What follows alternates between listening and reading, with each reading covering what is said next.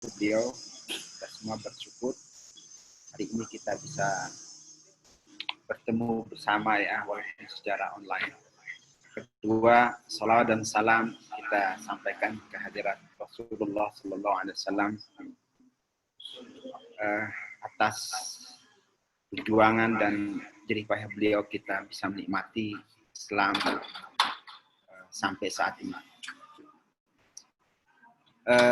Bu Aisyah yang kami hormati, Bapak, Ibu, para orang tua, para ketua komite, baik dari Madrasah Aliyah maupun Sanawiyah, atau masyarakat, teman-teman lain yang kami sempat undang untuk ikut bergabung dalam acara ini. Pertama-tama perlu kami sampaikan bahwa acara ini secara rutin kita adakan hampir sebulan sekali sebenarnya. Dan ini adalah yang ketiga dalam masa pandemi ini.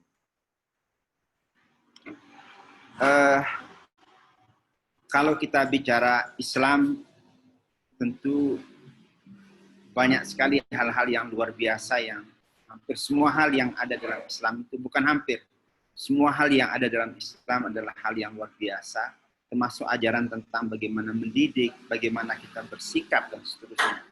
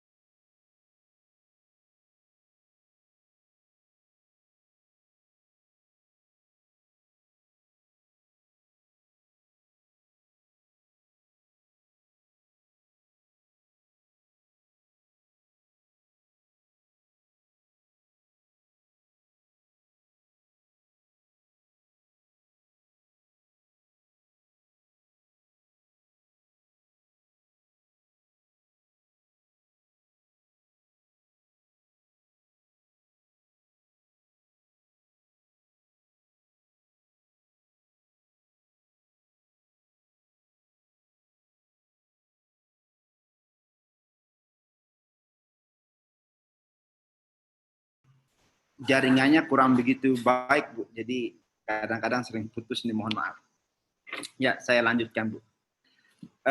Ajaran-ajaran Islam yang begitu mulia itu perlu perumusan lebih detail sehingga dia bisa dipraktekkan, dia bisa ditanamkan, disebarkan, dan menjadi kepribadian dari setiap kita. Dan itu nampaknya perlu ilmu. Nah, Bu Aisyah adalah salah satu dari sosok yang sejauh ini mendalami bagaimana ajaran-ajaran yang mulia tentang Islam itu bisa dipraktekkan, bisa dijalankan, dan bisa menjadi kepribadian dari setiap orang. Nah, apalagi kami di dunia pendidikan, Bu Aisyah, kami sangat berharap sekali. Nah, karena itu kami hadirkan semua guru-guru sekarang untuk ikut, juga orang tua terkait dengan bagaimana menghadapi anak-anak di rumah atau anak-anak ketika nanti anak-anak mereka pulang dari madrasah ke rumah atau dari pesantren ke rumah. Nah, karena itu kesediaan Bu Aisyah dalam mengisi acara ini bagi kami luar biasa, karena saya tahu Bu Aisyah sudah sangat populer, sudah menasional, jadi agak susah sebenarnya mendapatkan mengontak, meminta waktu untuk mengisi bersama kami di madrasah atau pesantren Alam Sayang Ibu ini. Namun alhamdulillah berkat bantuan beberapa teman, terutama Bu Inel ini, yang bisa menghubungkan ke kita, salah satu dari orang tua wali kita, sehingga alhamdulillah bisa acara ini berjalan dengan, atau kita bisa menjalankan dialog bersama tentang bagaimana parenting ini. Saya tidak ingin memperpanjang waktu, Bu Aisyah.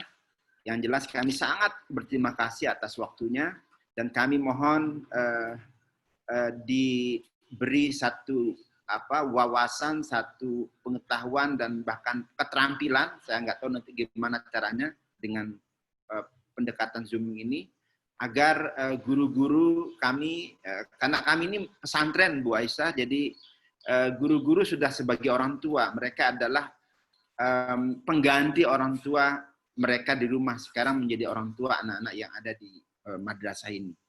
Nah, karena itu ilmu ini menjadi sangat penting bagi kami, apa-apa yang perlu kami lakukan, apa-apa yang perlu kami hindari, dan seterusnya. Saya kira itu saja, Bu Aisyah, semoga ini menjadi keberkahan buat kami, buat kita, dan buat para orang tua, sehingga umat ini pada saatnya nanti akan jauh lebih kuat, jauh lebih berpartisipasi dalam kehidupan ini, sehingga bisa menampilkan wajah Islam yang sesungguhnya. Saya kira itu dari saya. Walafu minkum, mohon maaf bila nanti atau tadi tidak lancar dan mungkin nanti di perjalanan akan ada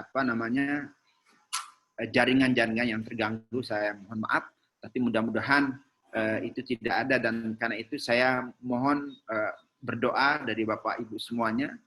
Mari kita membaca Al-Fatihah agar acara kita ini lancar, berjalan dengan lancar, dan ilmu-ilmu yang akan disampaikan oleh pembicara kita, narasumber kita, Bu Dr. Aisyah Dahlan. Beliau adalah keluarga pendiri Muhammadiyah, dan itu sesuatu yang luar biasa dan mewarisi semangat perjuangan Kiai Haji Ahmad Dahlan untuk pendidikan Indonesia. Demikian, mari kita sama-sama berdoa dengan sama-sama membaca suratul Fatihah.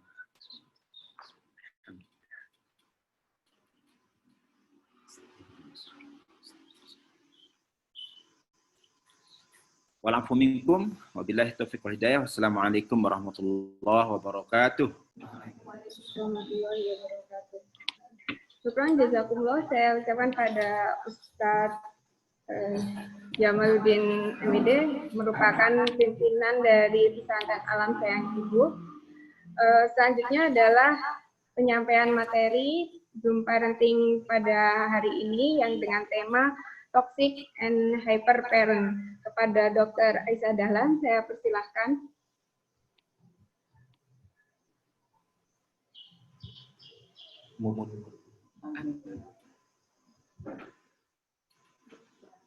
Sudah beliau. Baik, terima kasih. Miss Novita Triartiningrum. Ya, betul ya. Bismillahirrahmanirrahim. Assalamualaikum warahmatullahi wabarakatuh. Alhamdulillahirrabbilalamin. Wassalatu wassalamu ala asyrafil anbiya wal mursalin wa ala alihi wa sahbihi ajmain, amma ba'du. Yang saya hormati Bapak Ustadz Jamaluddin Abdullah, MAD, dan Dr. Imi Suci Rohyani. Ya. Jazakallah khairan Pak Jamaluddin, tadi sambutannya bagus banget. Terima kasih. Ya, alhamdulillah. Ya, hari ini alhamdulillah sampai juga di Pesantren Alam Sayang Ibu. Ya. Insyaallah. Nanti ya, secara fisik harus datang, Bu. Insyaallah. Insyaallah. Harus ya, insyaallah ya. Dengar kata Lombok dari kemarin saya udah senang sekali, Masya Allah. Jadi punya banyak saudara nanti di Lombok ini, alhamdulillah. Insyaallah. Ya, alhamdulillah. Ya, terima kasih banyak, dan buat para Bapak Ibu guru, Bapak Ibu Ustadz Ustazah, dan Bapak Ibu ayah bunda dari anak saat ini sedang bersekolah ya di Pesantren Alam Sayang Ibu, Masya Allah.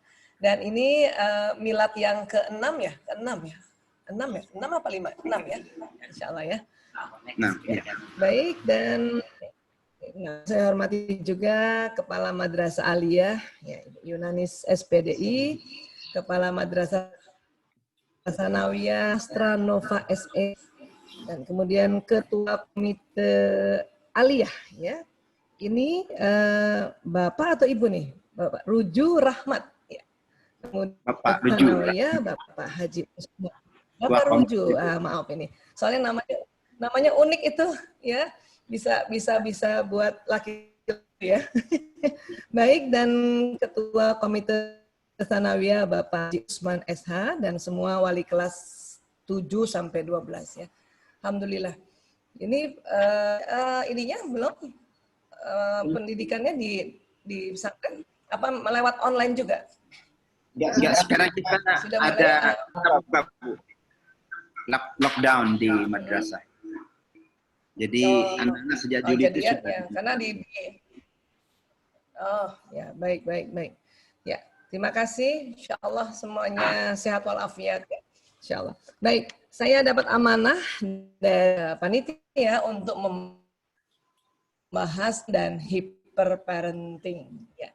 Baik, karena kita akan bicara banyak hal tentang manusia, jadi saya mohon izin untuk menjelaskannya lewat slide supaya lebih mudah untuk dijelaskannya.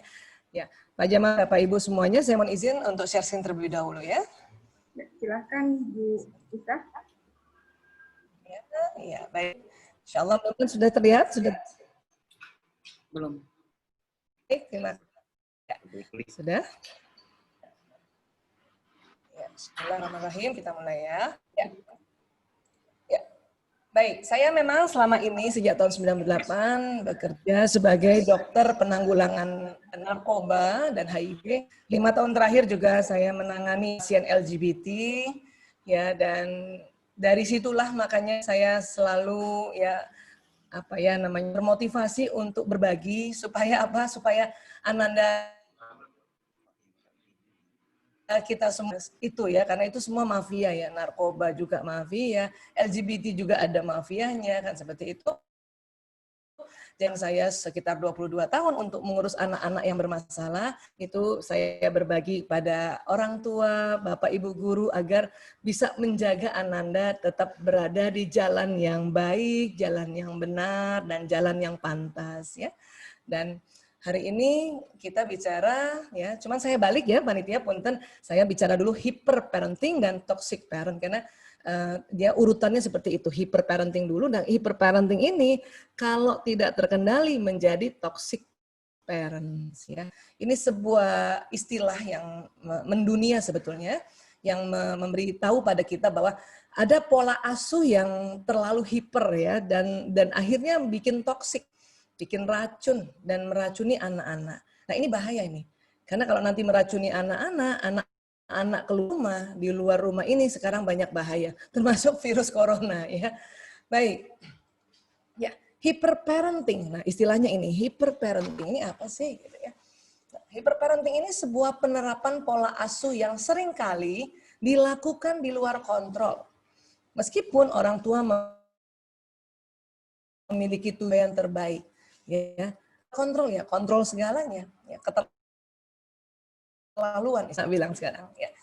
Jadi dalam pola pengasuhan hyperparenting, orang tua hanya ingin anaknya terlihat sempurna dan dituntut, nah ini lagi, dituntut sukses tanpa memikirkan perasaan anak. Ya. Lihat anak terlihat sempurna dan dituntut sukses, tapi tolong perhatikan, ya, pikirkan juga perasaan anak. Karena bukan apa-apa, di luar rumah kita banyak banget musuh. Banyak sekali musuh ya. Saya setiap hari lihat anak-anak bermasalah. Dan salah satu faktornya adalah pola pengasuhan. Jadinya saya berharap ya, selain saya mengurus masalah narkoba yang sudah terlanjur, saya juga berbagi seperti ini untuk ayo stop. Stop menjadi hyperparenting. Karena ya itu pasti jadi masalah, dan salah satunya adalah mereka korban narkoba. Ya. Baik, kemudian ciri-cirinya apa sih hyperparenting? Orang tua tuh memiliki rasa cemas berlebihan terhadap sesuatu yang sedang dialami oleh anaknya ya. Ada kalimat berlebihan. Cemas tuh sebetulnya boleh aja, tapi berlebihan. Ya. Jadi pada tipe ini orang tua seolah ingin selalu memastikan si kecil tidak melakukan kegiatan-kegiatan yang dilarang olehnya. Jadi kontrolnya sangat kuat. Ya, mungkin orang tuanya udah kasih tahu nggak boleh itu, mungkin ada 20. Setiap hari tanya lagi itu, kira-kira anak ini benar-benar nggak melakukan apa yang dilarang. Ya, terlalu banyak itu yang dilarang gitu. Jadi anak-anak kasihan ya. Dan kemudian orang tua sangat detail, seperti mengetahui dan memastikan kondisi anak-anaknya setiap saat. Ini repot loh, ya, buat orang tua repot dan buat anak-anak repot, dan malah anak-anak nggak mandiri. Ya, kontrol terus, ya, dicari terus. Wah, pokoknya nih, ini namanya hiper, ya, hyper parenting. Ya, artinya bukan kita tidak mengontrol anak, tetapi kalau sudah berlebihan, terlalu, nah ini sudah jadi masalah. Terus apalagi ciri hyperparenting, orang tua mudah sekali frustasi dan menganggap dirinya gagal dalam mendidik ketika perkembangan anaknya tidak sesuai keinginannya. Padahal anaknya udah bagus sebetulnya. Ya, sesuai bakatnya, sesuai umurnya, sesuai jendernya. Tapi orang tua karena dia ada target keinginannya, terus anak itu tidak mengikuti, itu dia merasa, aduh saya frustasi nih, saya gagal menjadi orang tua. Dan itu akan menjadi sangat-sangat, ya, kembali dia kontrolnya jadi lebih kencang lagi dia. Ya. Orang tua seringkali berperilaku tidak masuk akal dengan meminta anak melakukan berbagai kegiatan tanpa melihat kondisi tubuhnya. Anak ya udah habis pulang sekolah waktu misalnya sebelum pandemi, ya. Kalau sekarang kan setelah online harus lagi kursus, harus lagi bimbingan belajar, pokoknya harus. Karena anak ini udah capek, anak ini udah penat, anak ini lapar, anak ini ngantuk, ya, ini nggak melihat kondisi tubuhnya. Ya. Sebetulnya anak-anak, ya, kalau misalnya memang sudah saatnya mereka harus, katakanlah ujian, katakanlah mereka, ya, di akhir-akhir kelas sekolah gitu, kelas 6 SD, ya, kelas 9, kelas 12, itu punya kok tanggung jawab, ya, punya tanggung jawab, ya. Tapi ini terlalu dipaksa, ini namanya hiper, ya. Tapi kayak ayam gitu, ya, anaknya ya dari mulai telur sampai besar sampai gede juga itu di bawah kontrolnya dia. Dan ini sudah tidak wajar, namanya saja hiper, ya. Hyper parenting ini dia bisa menjadi toxic parent, ya. Nanti kita lihat ini, memang katanya sih sayang anak, tapi dampaknya apa? Rentan sakit dan depresi si anak ini, emosi meledak-ledak, tidak kreatif dan tidak ekspresif, kemampuan sosialnya buruk, kehilangan waktu bermain, hubungan kaku dengan orang tua. Memang kalau kita nih, yang waktu saya barangkali, ya, karena saya lahirnya di generasi X, saya lahir tahun 68, mungkin Pak Jamaludin juga sama kayak saya, ya, generasi X, ya Pak. Ya. Nah, itu memang pola asuh orang tua kita, karena dulu mereka sisa-sisa dari penjajahan, sisa-sisa dari kolonial, mereka mirip seperti ini. Ya, ada hyperparenting, ya. Tapi kalau sekarang udah nggak cocok hyperparenting kayak gini. Nah, kondisi saat ini pola asuhnya sudah milenial. Kalau saya barangkali, Ustadz Jamaludin barangkali, atau Bapak Ibu guru yang umurnya sama, yang lahir tahun 60-an sama saya, itu pola asuhnya kan pasca kolonial itu. Ya, masih terimbas dari, ya, kolonial, ya, para penjajah itu kan pasti memukul, pasti menghardik, masih mengkontrol. Bahkan banyak sekali anak-anak juga, ya, apalagi ini lagi pandemi nih, ya, beberapa hari yang lalu saya dapat kabar dan ada anak bunuh diri, ada anak, waduh, jadi sakit jiwa dan sebagainya, dan paling banyak pakai narkoba. Ya, ini korban narkoba di pandemi meningkat. Bukan hanya pada anak-anak, tapi pada orang tua juga, ya, bapak-bapak yang di PHK dan dia frustasi dan sebagainya. Ini bandar kan nggak bisa lockdown kan, bandar terus saja datangi mereka ini, ya. Baik, dan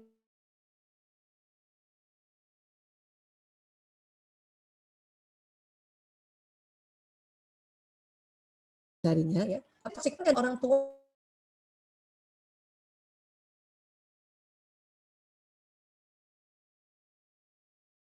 sebagai individu. Jadi hyperparenting itu bisa jadi toxic parent. Udah nggak menghormati, nggak memperlakukan dengan baik. Ya. Dan orang tua toksik kerap berdalih apa yang dilakukannya semata-mata karena kasih sayang. Tetapi pola asuh yang toksik tentu saja tak baik untuk dilakukan. Ya. Sama hyperparenting gitu. Semata-mata karena saya sayang sama anak saya, makanya dia harus sukses. Tapi lama-lama toksik. Ya. Ciri-ciri toxic parents, ya. Disadari atau tidak loh, kita bisa saja menjadi toksik. Makanya mengapa terima kasih ini pada pesantren Alam Sayang Ibu Lombok mau mengangkat tema ini. Jarang loh sekolah mau angkat tema ini. Dari sekian puluh seminar dan pandemi ini yang mengangkat toxic parent, dan Dan hyperparents itu baru 2 sekolah. Ya, yang lain nggak berani kali ya. Tapi ini penting loh tahu. Ya. Jadi oleh sebab itu agar dapat mewaspadai perilaku kita sendiri terhadap anak, ya terdapat ciri-ciri toxic parent yang penting untuk diperhatikan. Ya, Insya Allah mudah-mudahan kita semua di sini ya dijauhkan dari ciri-ciri ini. Tapi kalaupun ada, ya segeralah kita memperbaiki diri. Jadi apa sih ciri toxic parent? Mengutamakan diri sendiri. Jadi orang tua ini mengutamakan dirinya sendiri. Toxic parent selalu mengutamakan kebutuhannya sendiri dan tidak mempertimbangkan kebutuhan maupun perasaan anak. Sekali lagi nih, perasaan. Selain itu, ia juga tak akan berpikir mengenai dampak perilakunya tersebut pada anak. Ya, ini bahayanya nih. Ya. Terus apalagi cirinya? Tak dapat memperlakukan anak dengan baik. Ya. Orang tua yang toksik tak dapat memperlakukan anaknya dengan baik. Pada tingkat yang dasar saja seperti rasa hormat dan kesopanan mereka enggan melakukannya. Ya, menatap anak itu kayak natap musuh, ya. Ngomong sama anak itu kayak ngomong sama musuhnya, ya. Ini kasihan ya anak-anak yang kayak gini. Apalagi sekarang di era milenial pakai cara kayak gitu habis nanti anak-anak. Ya. Sulit mengendalikan emosi, ini toxic parent nih ciri khasnya nih. Toxic parent kerap mengalami kesulitan dan dalam mengendalikan emosinya. Ia cenderung bereaksi berlebihan atau dramatis ketika anak melakukan kesalahan. Padahal masih kecil anak ini. Ya, udah besar aja anak melakukan kesalahan aja kita harusnya ya harus mengendalikan atau mengingatkan kehilapan mereka. Jadi selain itu kemarahannya pun seringkali tak dapat diprediksi. Ia tak akan segan untuk memukul, memaki atau melakukan kekerasan lain. Ini ciri-ciri. Pokoknya kalau ada yang masih memukul, memaki ya atau pakai kekerasan lain ya, kamar kurung dalam kamar mandi itu toxic parent. Toxic parent. Ya, hati-hati. Anaknya bisa ya akan mengalami kesulitan dan bisa nanti dia melakukan lagi pada anaknya. Jadi cucu akan diperlakukan seperti itu. Karena ini akan terjadi ya luka dalam pengasuhan atau kita sebut inner child. Ya, ini kasihan soalnya. Ya. Apalagi suka ngontrol, sama seperti hyperparenting tadi. Ini kalau hyperparenting itu kan dia masih sangat mengontrol yang berlebihan. Kalau ini udah pakai orang tua toksik senang mengontrol anaknya dengan ketat, ia akan mengatur apa yang harus dilakukan oleh anak, bahkan kapan dan bagaimana sang anak melakukan.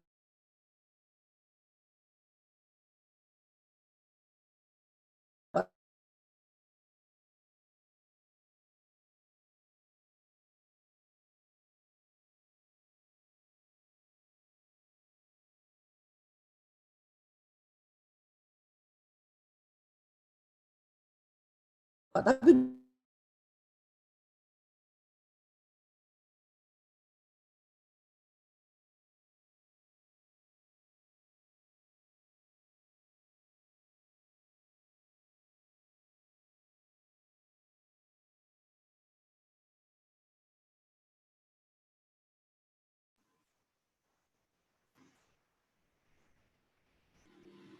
Suaranya tidak masuk ya. Bu Aisyah, kayaknya putus Bu Aisyah.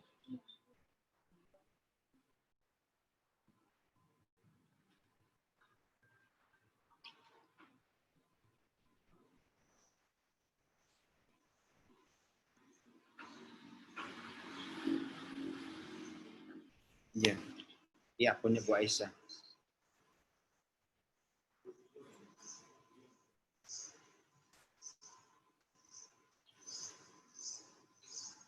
Allah Akbar.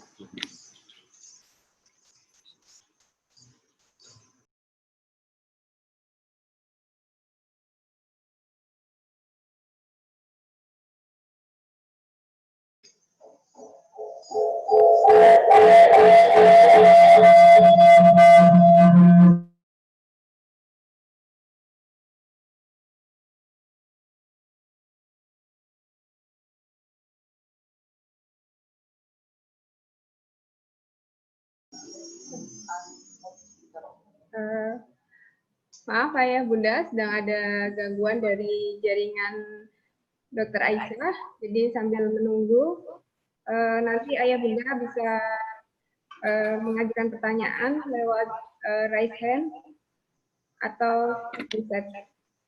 Sambil menunggu dari Dr. Aisyah, bisa terkoneksi.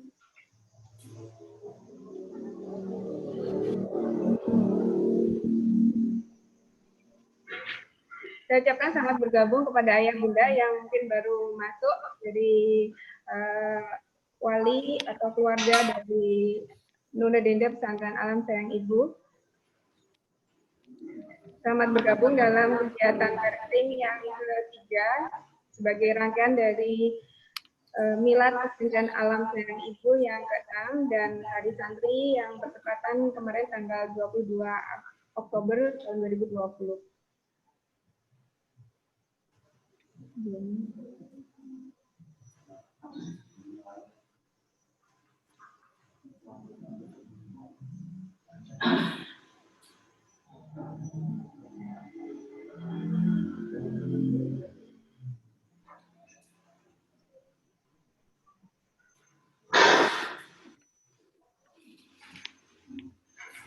Ya, sambil masih menunggu dari jaringan Dr. Aisyah, untuk tema parenting kali ini bagi yang baru bergabung,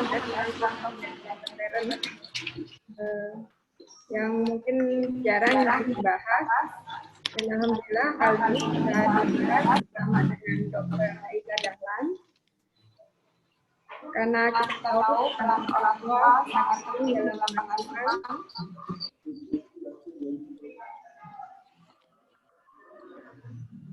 belum terkoneksi ya.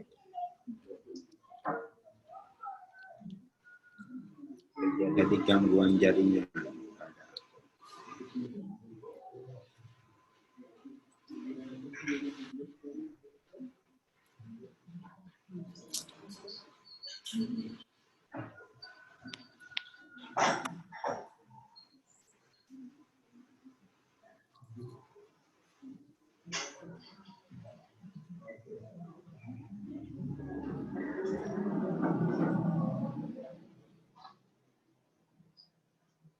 Ini kalau kurang Bapak Ibu.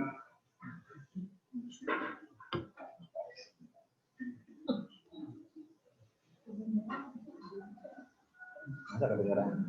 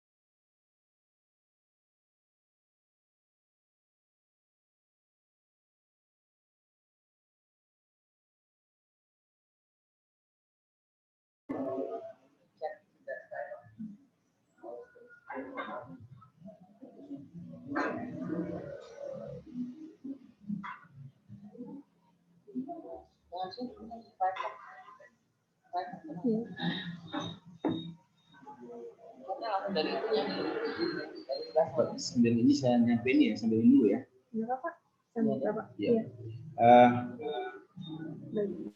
Bapak Ibu yang kami muliakan, sambil menunggu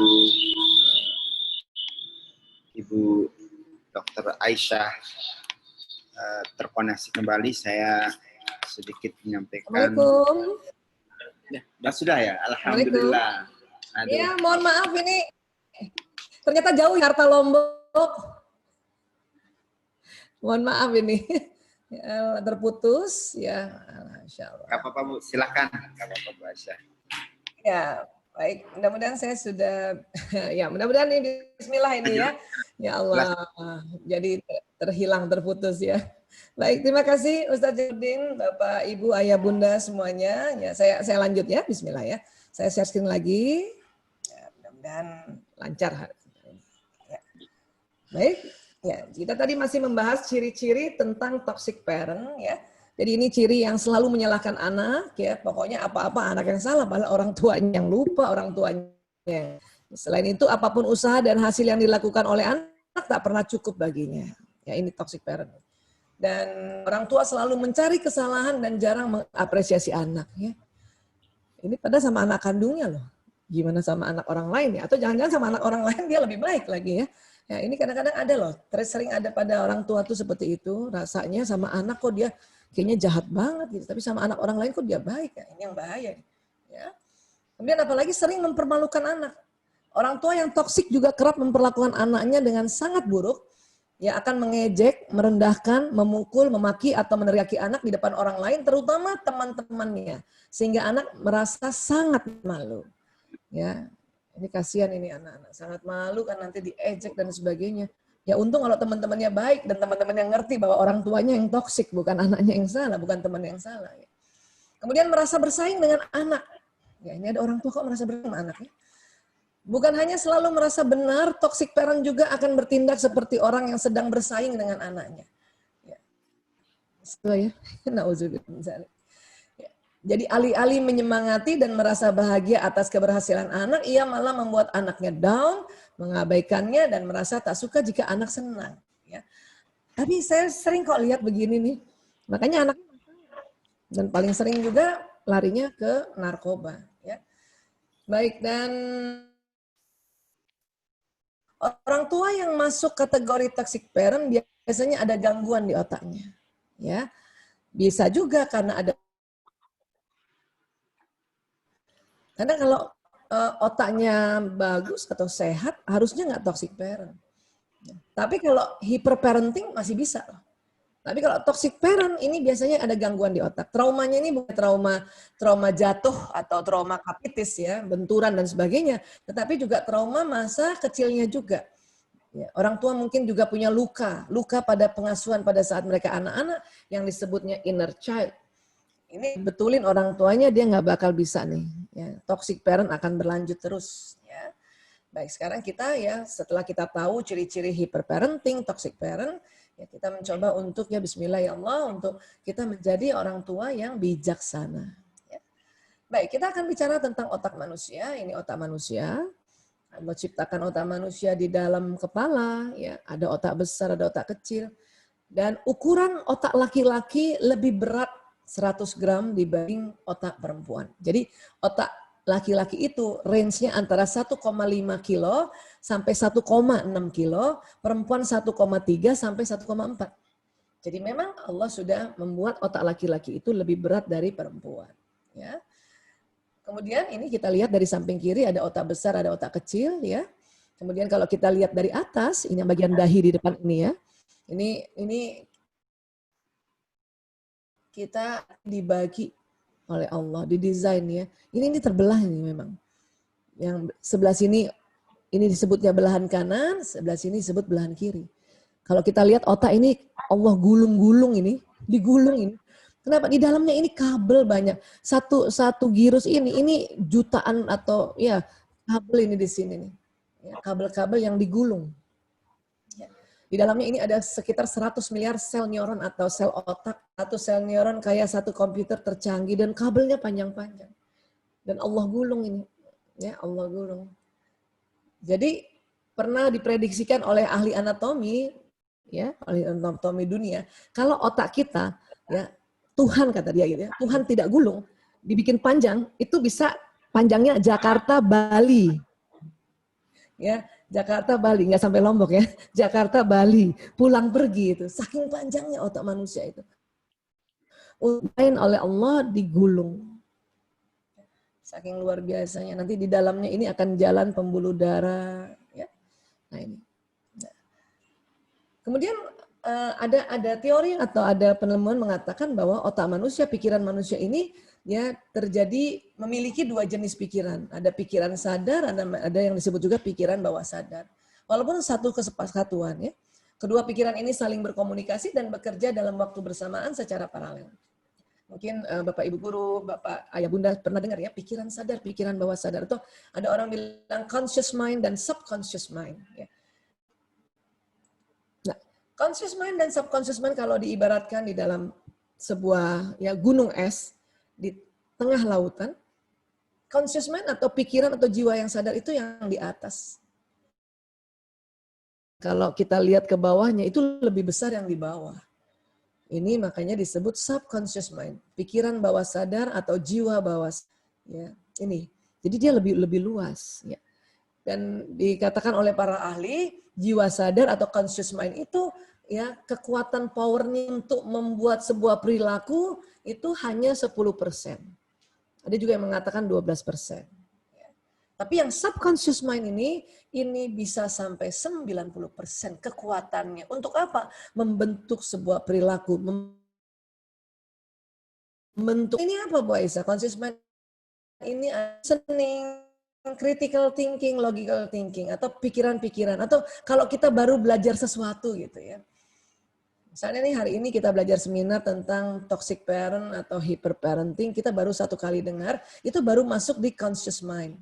Powernya 10%. Kadang-kadang untuk membuat perubahan ya supaya kita ya tidak seperti hyper parenting dan toxic parents itu buat lagi. Dia makanya harus diulang-ulang. Tapi sudah syukur kita tahu harus diulang-ulang. Makanya ilmu itu harus diulang-ulang, ulang-ulang supaya apa? Supaya masuk ke bawah. Dan kalau sudah di bawah menjadi sebuah subconscious mind menjadi power sebenarnya. Waktu pertama kali naik sepeda kita jatuh-jatuh gitu ya, itu baru masuk di conscious mind kita. Makanya belum lancar. Setiap hari lakukan lagi main sepeda terus lama-lama akhirnya ya itu kaki itu udah mengayuh sepedanya sudah di bawah sadar itu. Dan itu sudah kekuatannya 90% ya kita bisa bawa sepeda sepanjang apapun kemanapun dan itu lancar. Ya, itu yang disebut ya conscious mind. Jadi kalau kita tentang conscious mind ini tentu dia powernya sedikit. Ya, kita kalau baru belajar ini masuknya di sini. Gitu. Nah kalau subconscious apa saja isinya? Ya. Subconscious satu, memori. Yaitu ingatan kita dari kecil sampai sekarang. Negatif bisa yang positif. Yang negatif kalau kita waktu kecil sebelum akil balik ada memori negatif karena luka pengasuhan. Itu sering sekarang terkenal istilahnya inner child. Ya. Itu harus diterapi itu. Harus diterapi. Hanya juga gampang sekali. Pada saat kita sholat itu kita sebenarnya menterapi diri kita. Ya, nah, apalagi yang ada di subconscious, self image, citra diri kita. Terbayang kalau seandainya ayahnya orang tuanya toxic parent, anaknya selalu jelek, bodoh, tolol dan sebagainya. Itu anak itu punya self image yang jelek sekali. Kasihan ya. Makanya dia nggak maju-maju tuh. Walaupun misalnya orang bilang, kamu pintar, kamu hebat. Tapi kan orang yang baru ketemu bilang itu kan baru 10% kekuatannya. Dia nggak percaya. Kenapa? Karena orang tuanya udah dari kecil dia diomongin yang jelek-jelek. Itu udah masuk di subconscious mind. Ini banyak sekali kita temukan citra diri seseorang yang buruk karena ya waktu dulu negatif. Kasihan. Kemudian apa lagi? Personality, yaitu kepribadian kita. Jadi setiap manusia itu Allah kasih pembawaannya masing-masing. Ya, Allah memberikan watak masing-masing. Itu masuk di subconscious. Makanya kalau pada saat kita misalnya memberikan sebuah seminar atau memberikan sebuah training ya tentang ya sesuatu yang harus kita lakukan, ada orang menganggap nggak bisa, gue orangnya kayak gini memang, saya dari dulu kayak gini, itu berarti personality. Ya, itu karena dia di subconscious, makanya dia kuat sekali, dia powernya 90%. Ya. Nah ini. Dan personality ini ada kekuatan dan ada kelemahan. Kalau dari kecil yang disebut sama orang tuanya yang kelemahannya, makanya personality-nya jadi buruk. Tapi pada saat kecil ya kita dibantu oleh orang tua mengenali kekuatan personality kita, ya, dan juga membantu kita mengatasi personality negatif kita. Nah itu insya Allah jadi subconsciousnya bagus. Kemudian apalagi habits, kebiasaan. Kebayang kan kalau kebiasaan orang tuanya hyperparenting dengan toxic parent kayak apa anaknya. Dan bisa juga sebetulnya orang tua itu sebelumnya juga dibegitukan oleh orang tuanya. Ya, makanya terulang lagi. Dan kalau nanti ini anak punya anak lagi terulang lagi terus. Itulah kita ingin memutuskan ya rantai seperti itu. Bahagia ya sekolah pesantren Alam Sayang Ibu Lombok ini berani angkat tentang ya hyperparenting dan toxic parent. Alhamdulillah ini. Ya. Baik, kemudian apalagi emosi. Jadi emosi manusia itu memang Allah berikan ya dan itu masuk di kategori subconscious mind. Powernya 90%. Udah belajar, udah sering ikut seminar, udah sering juga pernah ikut taklim ya. Tapi kalau dia itu ya masih di conscious mind belum masuk di subconscious mind, kalah dengan emosinya. Ya, kalah dengan emosi. Kenapa? Karena emosi itu ada di subconscious mind. Ya, kira-kira seperti ini. Nah, kemudian anak di dalam rahim, ya, ternyata diteliti oleh ilmuwan yang sudah bekerja dalam rahim ini adalah subconscious mind. Bahkan subconscious mind itu sudah bekerja sejak telur seorang bunda, ovumnya itu juminya atau sperma seorang ayah kemudian menjadi zigot. Itu ternyata subconsciousnya sudah merekam. Sehingga ucapan ibunya, perasaan ibunya, ucapan bapaknya dan ada sekelilingnya itu terekam. Beberapa anak-anak pecandu narkoba setelah kita melakukan terapi, ya, khususnya hipnoterapi. Kalau terapi biasa, konsultasi biasa nggak bisa dapat. Itu ada masalah pada saat di dalam rahim. Kenapa? Karena ibunya tidak siap, makanya mau digugurkan, tapi nggak jadi. Itu masuk loh di bawah sadarnya. Ya. Dan ini yang membuat sampai dia sudah lahir, ya, menjadi anak yang sangat-sangat depresi. Nah, pada perjalanan hidupnya ini, waktu misalnya sudah mulai ABG, ya, karena rasanya nggak enak sama orang tua nggak enak, dia pergilah keluar rumah, di situ ketemu bandar narkoba, dikasih narkoba, langsung dia, oh ini yang saya cari. Ini yang bahaya seperti ini. Minta ya pada kita ibu-ibu muslimah ini pada saat kita hamil harus bicara yang baik-baik, berpikiran yang baik-baik, berpikiran yang baik-baik.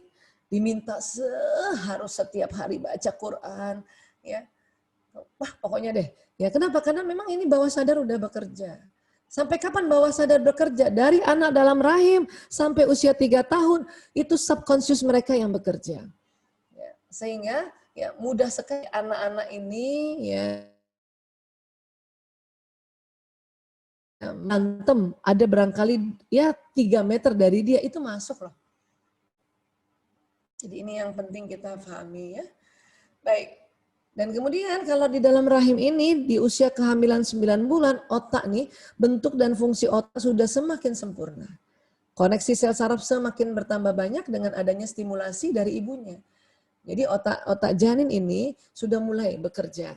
Kayak kalau ibunya bicara baik-baik, kata ya mengucapkan assalamualaikum itu di dalam otaknya koneksi assalamualaikum itu sudah ada. Kalau ibunya selalu ya Allah, maka ya terkoneksi di dalam ya neuron-neuron di otaknya. Makanya kadang-kadang bayi janin ini kalau ibunya ada sesuatu, ngomong sesuatu atasannya dia menendang-nendang ini. Nendang-nendang. Kenapa? Karena dia sudah mulai ya subconsciousnya kerja dan sel-sel otaknya juga sudah semakin ya bertambah lengkap dengan stimulasi ibunya. Nah, ini yang saya bilang neuron, ya ini koneksi nanti berkoneksinya di kabel-kabel ini. Jadi ada 100 kurang lebih pada setiap manusia dan satu neuron seperti komputer.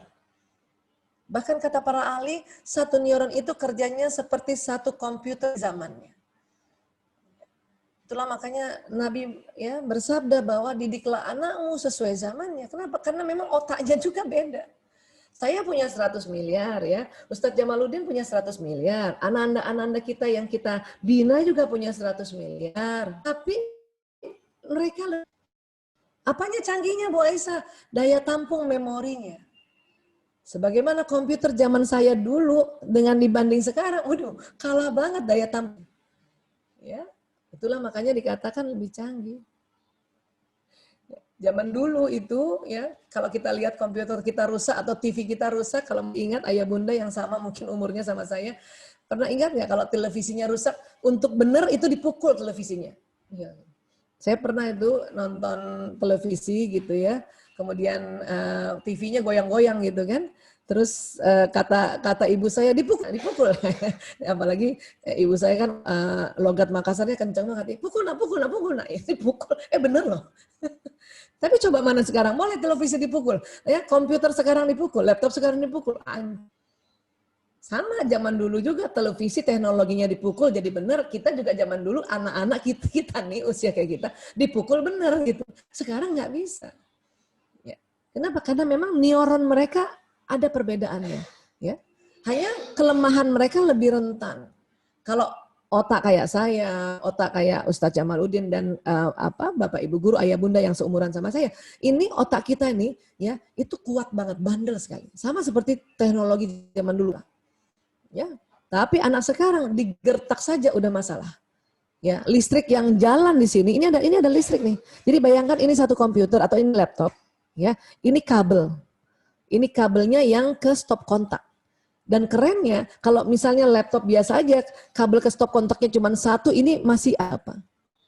Kemudian di pinggir laptop itu kan kita bisa ada untuk koneksi kabel ya. Tapi cuma berapa nih? 1, 2, 3, 4, 5. Cuma 5. Potensi untuk koneksi Tasya ini satu neuron bisa berpotensi 20.000 sambungannya. Ya. Luar biasa. Nah, supaya nggak koslet kabel-kabelnya ini, maka dia diselubung dengan namanya mielin. Apa ini? Kolesterol. Kolesterol. Makanya kita boleh juga kok makan kolesterol, asal yang pas, yang cukup. Supaya apa? Kolesterol untuk di otak itu ya untuk melindungi ya kabel-kabel dari neuron ini supaya nggak koslet. Ya, nah ini. Jadi saya kalau makan coto Makassar kan ada kolesterolnya. Kalau ditanya sama orang kenapa supaya nggak koslet otaknya, karena memang betul. Ya, ini kabel ini. Ya.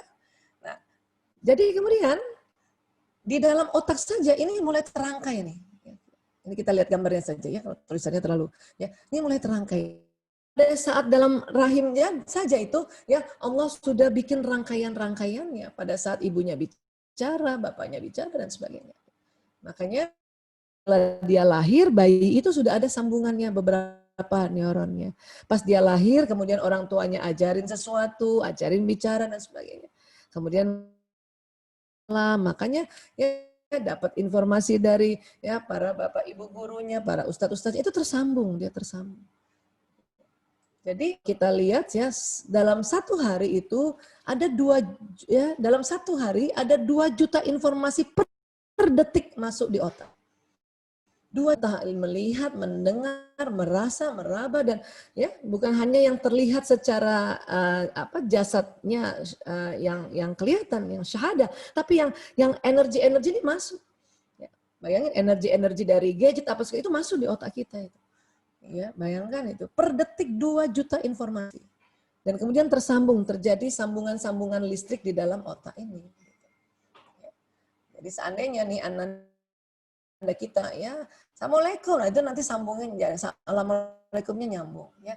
Aku ini ibumu ya. Iya. Jadi punten Ustadz Jamaluddin sekalian aja saya mau merevisi sama ayah saya Dahlan Husain. Cuman saya memang bukan orang Jogja, saya memang orang Bugis, tapi waktu ayah saya lahir itu memang terinspirasi dari namanya Kiai Haji Ahmad Dahlan. Tapi saya senang juga tadi dibilang ya keluarga dari Ahmad Dahlan. Amin insya Allah.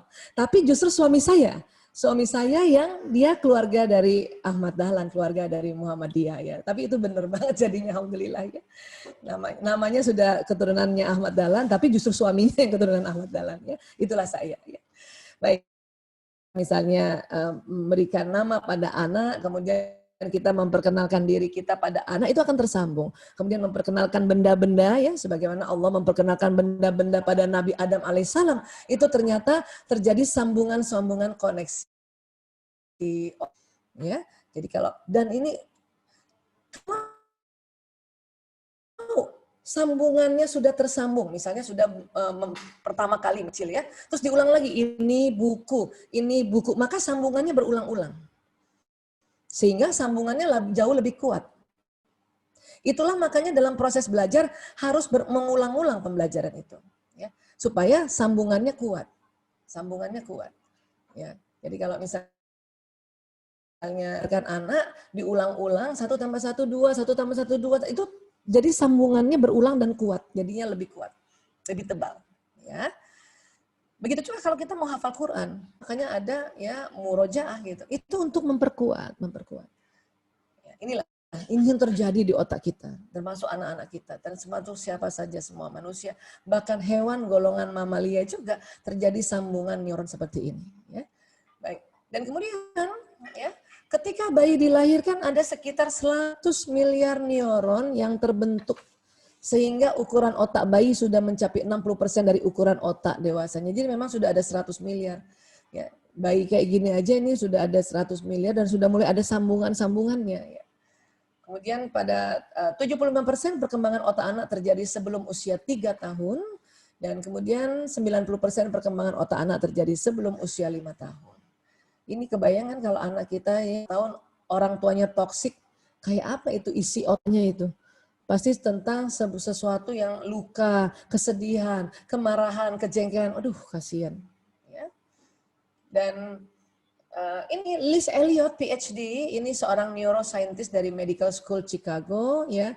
Dia mempunyai pengalaman yang luar biasa dan dia meneliti otak juga, terutama ya otak manusia yang dia melihat sejak bayinya bila kena nih what's going on in there, ya. Nah, jadi pertama sekali sebetulnya dia nih yang dia teliti itu anaknya sendiri. Jadi Liz Elliot ini adalah seorang ibu dan juga seorang peneliti. Ya. Dia melakukan penelitian perkembangan otak bayinya sendiri. Sebuah alat khusus dipasang di kepala bayinya, kemudian alat itu dihubungkan dengan kabel-kabel komputer. Ya. Sehingga dia bisa melihat pertumbuhan sel otak anaknya melalui layar. Ya. Jadi kayak gini nih kira-kira nih dari kabel-kabelnya. Dan kemudian apa? Ketika bayinya bangun, dia memberikan ASI. Ketika sang bayi minum ASI, maaf ini ada typo kurang I-nya ya. Dia melihat gambar-gambar sel otak itu membentuk gambaran yang indah. Jadi dia pasang dan pada saat bayinya disusui, dia melihat gambar-gambar sel otak itu membentuk gambaran yang indah. Ya, Insya Allah. Dan kemudian ketika sedang asik menyusui, bayi yang berusia 9 minggu itu tiba-tiba menendang kabel monitor. Dan si ibunya ya Miss Liz Elliot ini kaget dan ibu kaget dan berteriak no gitu. Kaget ya. Dan teriakan si ibu ini membuat bayinya kaget. Kemudian saat itu juga si ibu melihat gambar sel otak anaknya menggelembung seperti balon, membesar dan pecah. Jadi neuronnya kayak gini. Dia lihat seperti ini. Dan kemudian terjadi perubahan warna yang menandai kerusakan sel otak. Itu cuma dibilang no aja loh. Dan itu juga nggak sengaja ibunya. Makanya Liz Elliot bilang begini, mungkin kesedihan ini hanya saya yang menanggungnya. Sebagai ibu dan sekaligus sebagai saintis, saya menyaksikan otak anak saya hancur oleh teriakan saya sendiri. Itu gimana yang toxic parent? Cuma no aja itu udah rusak.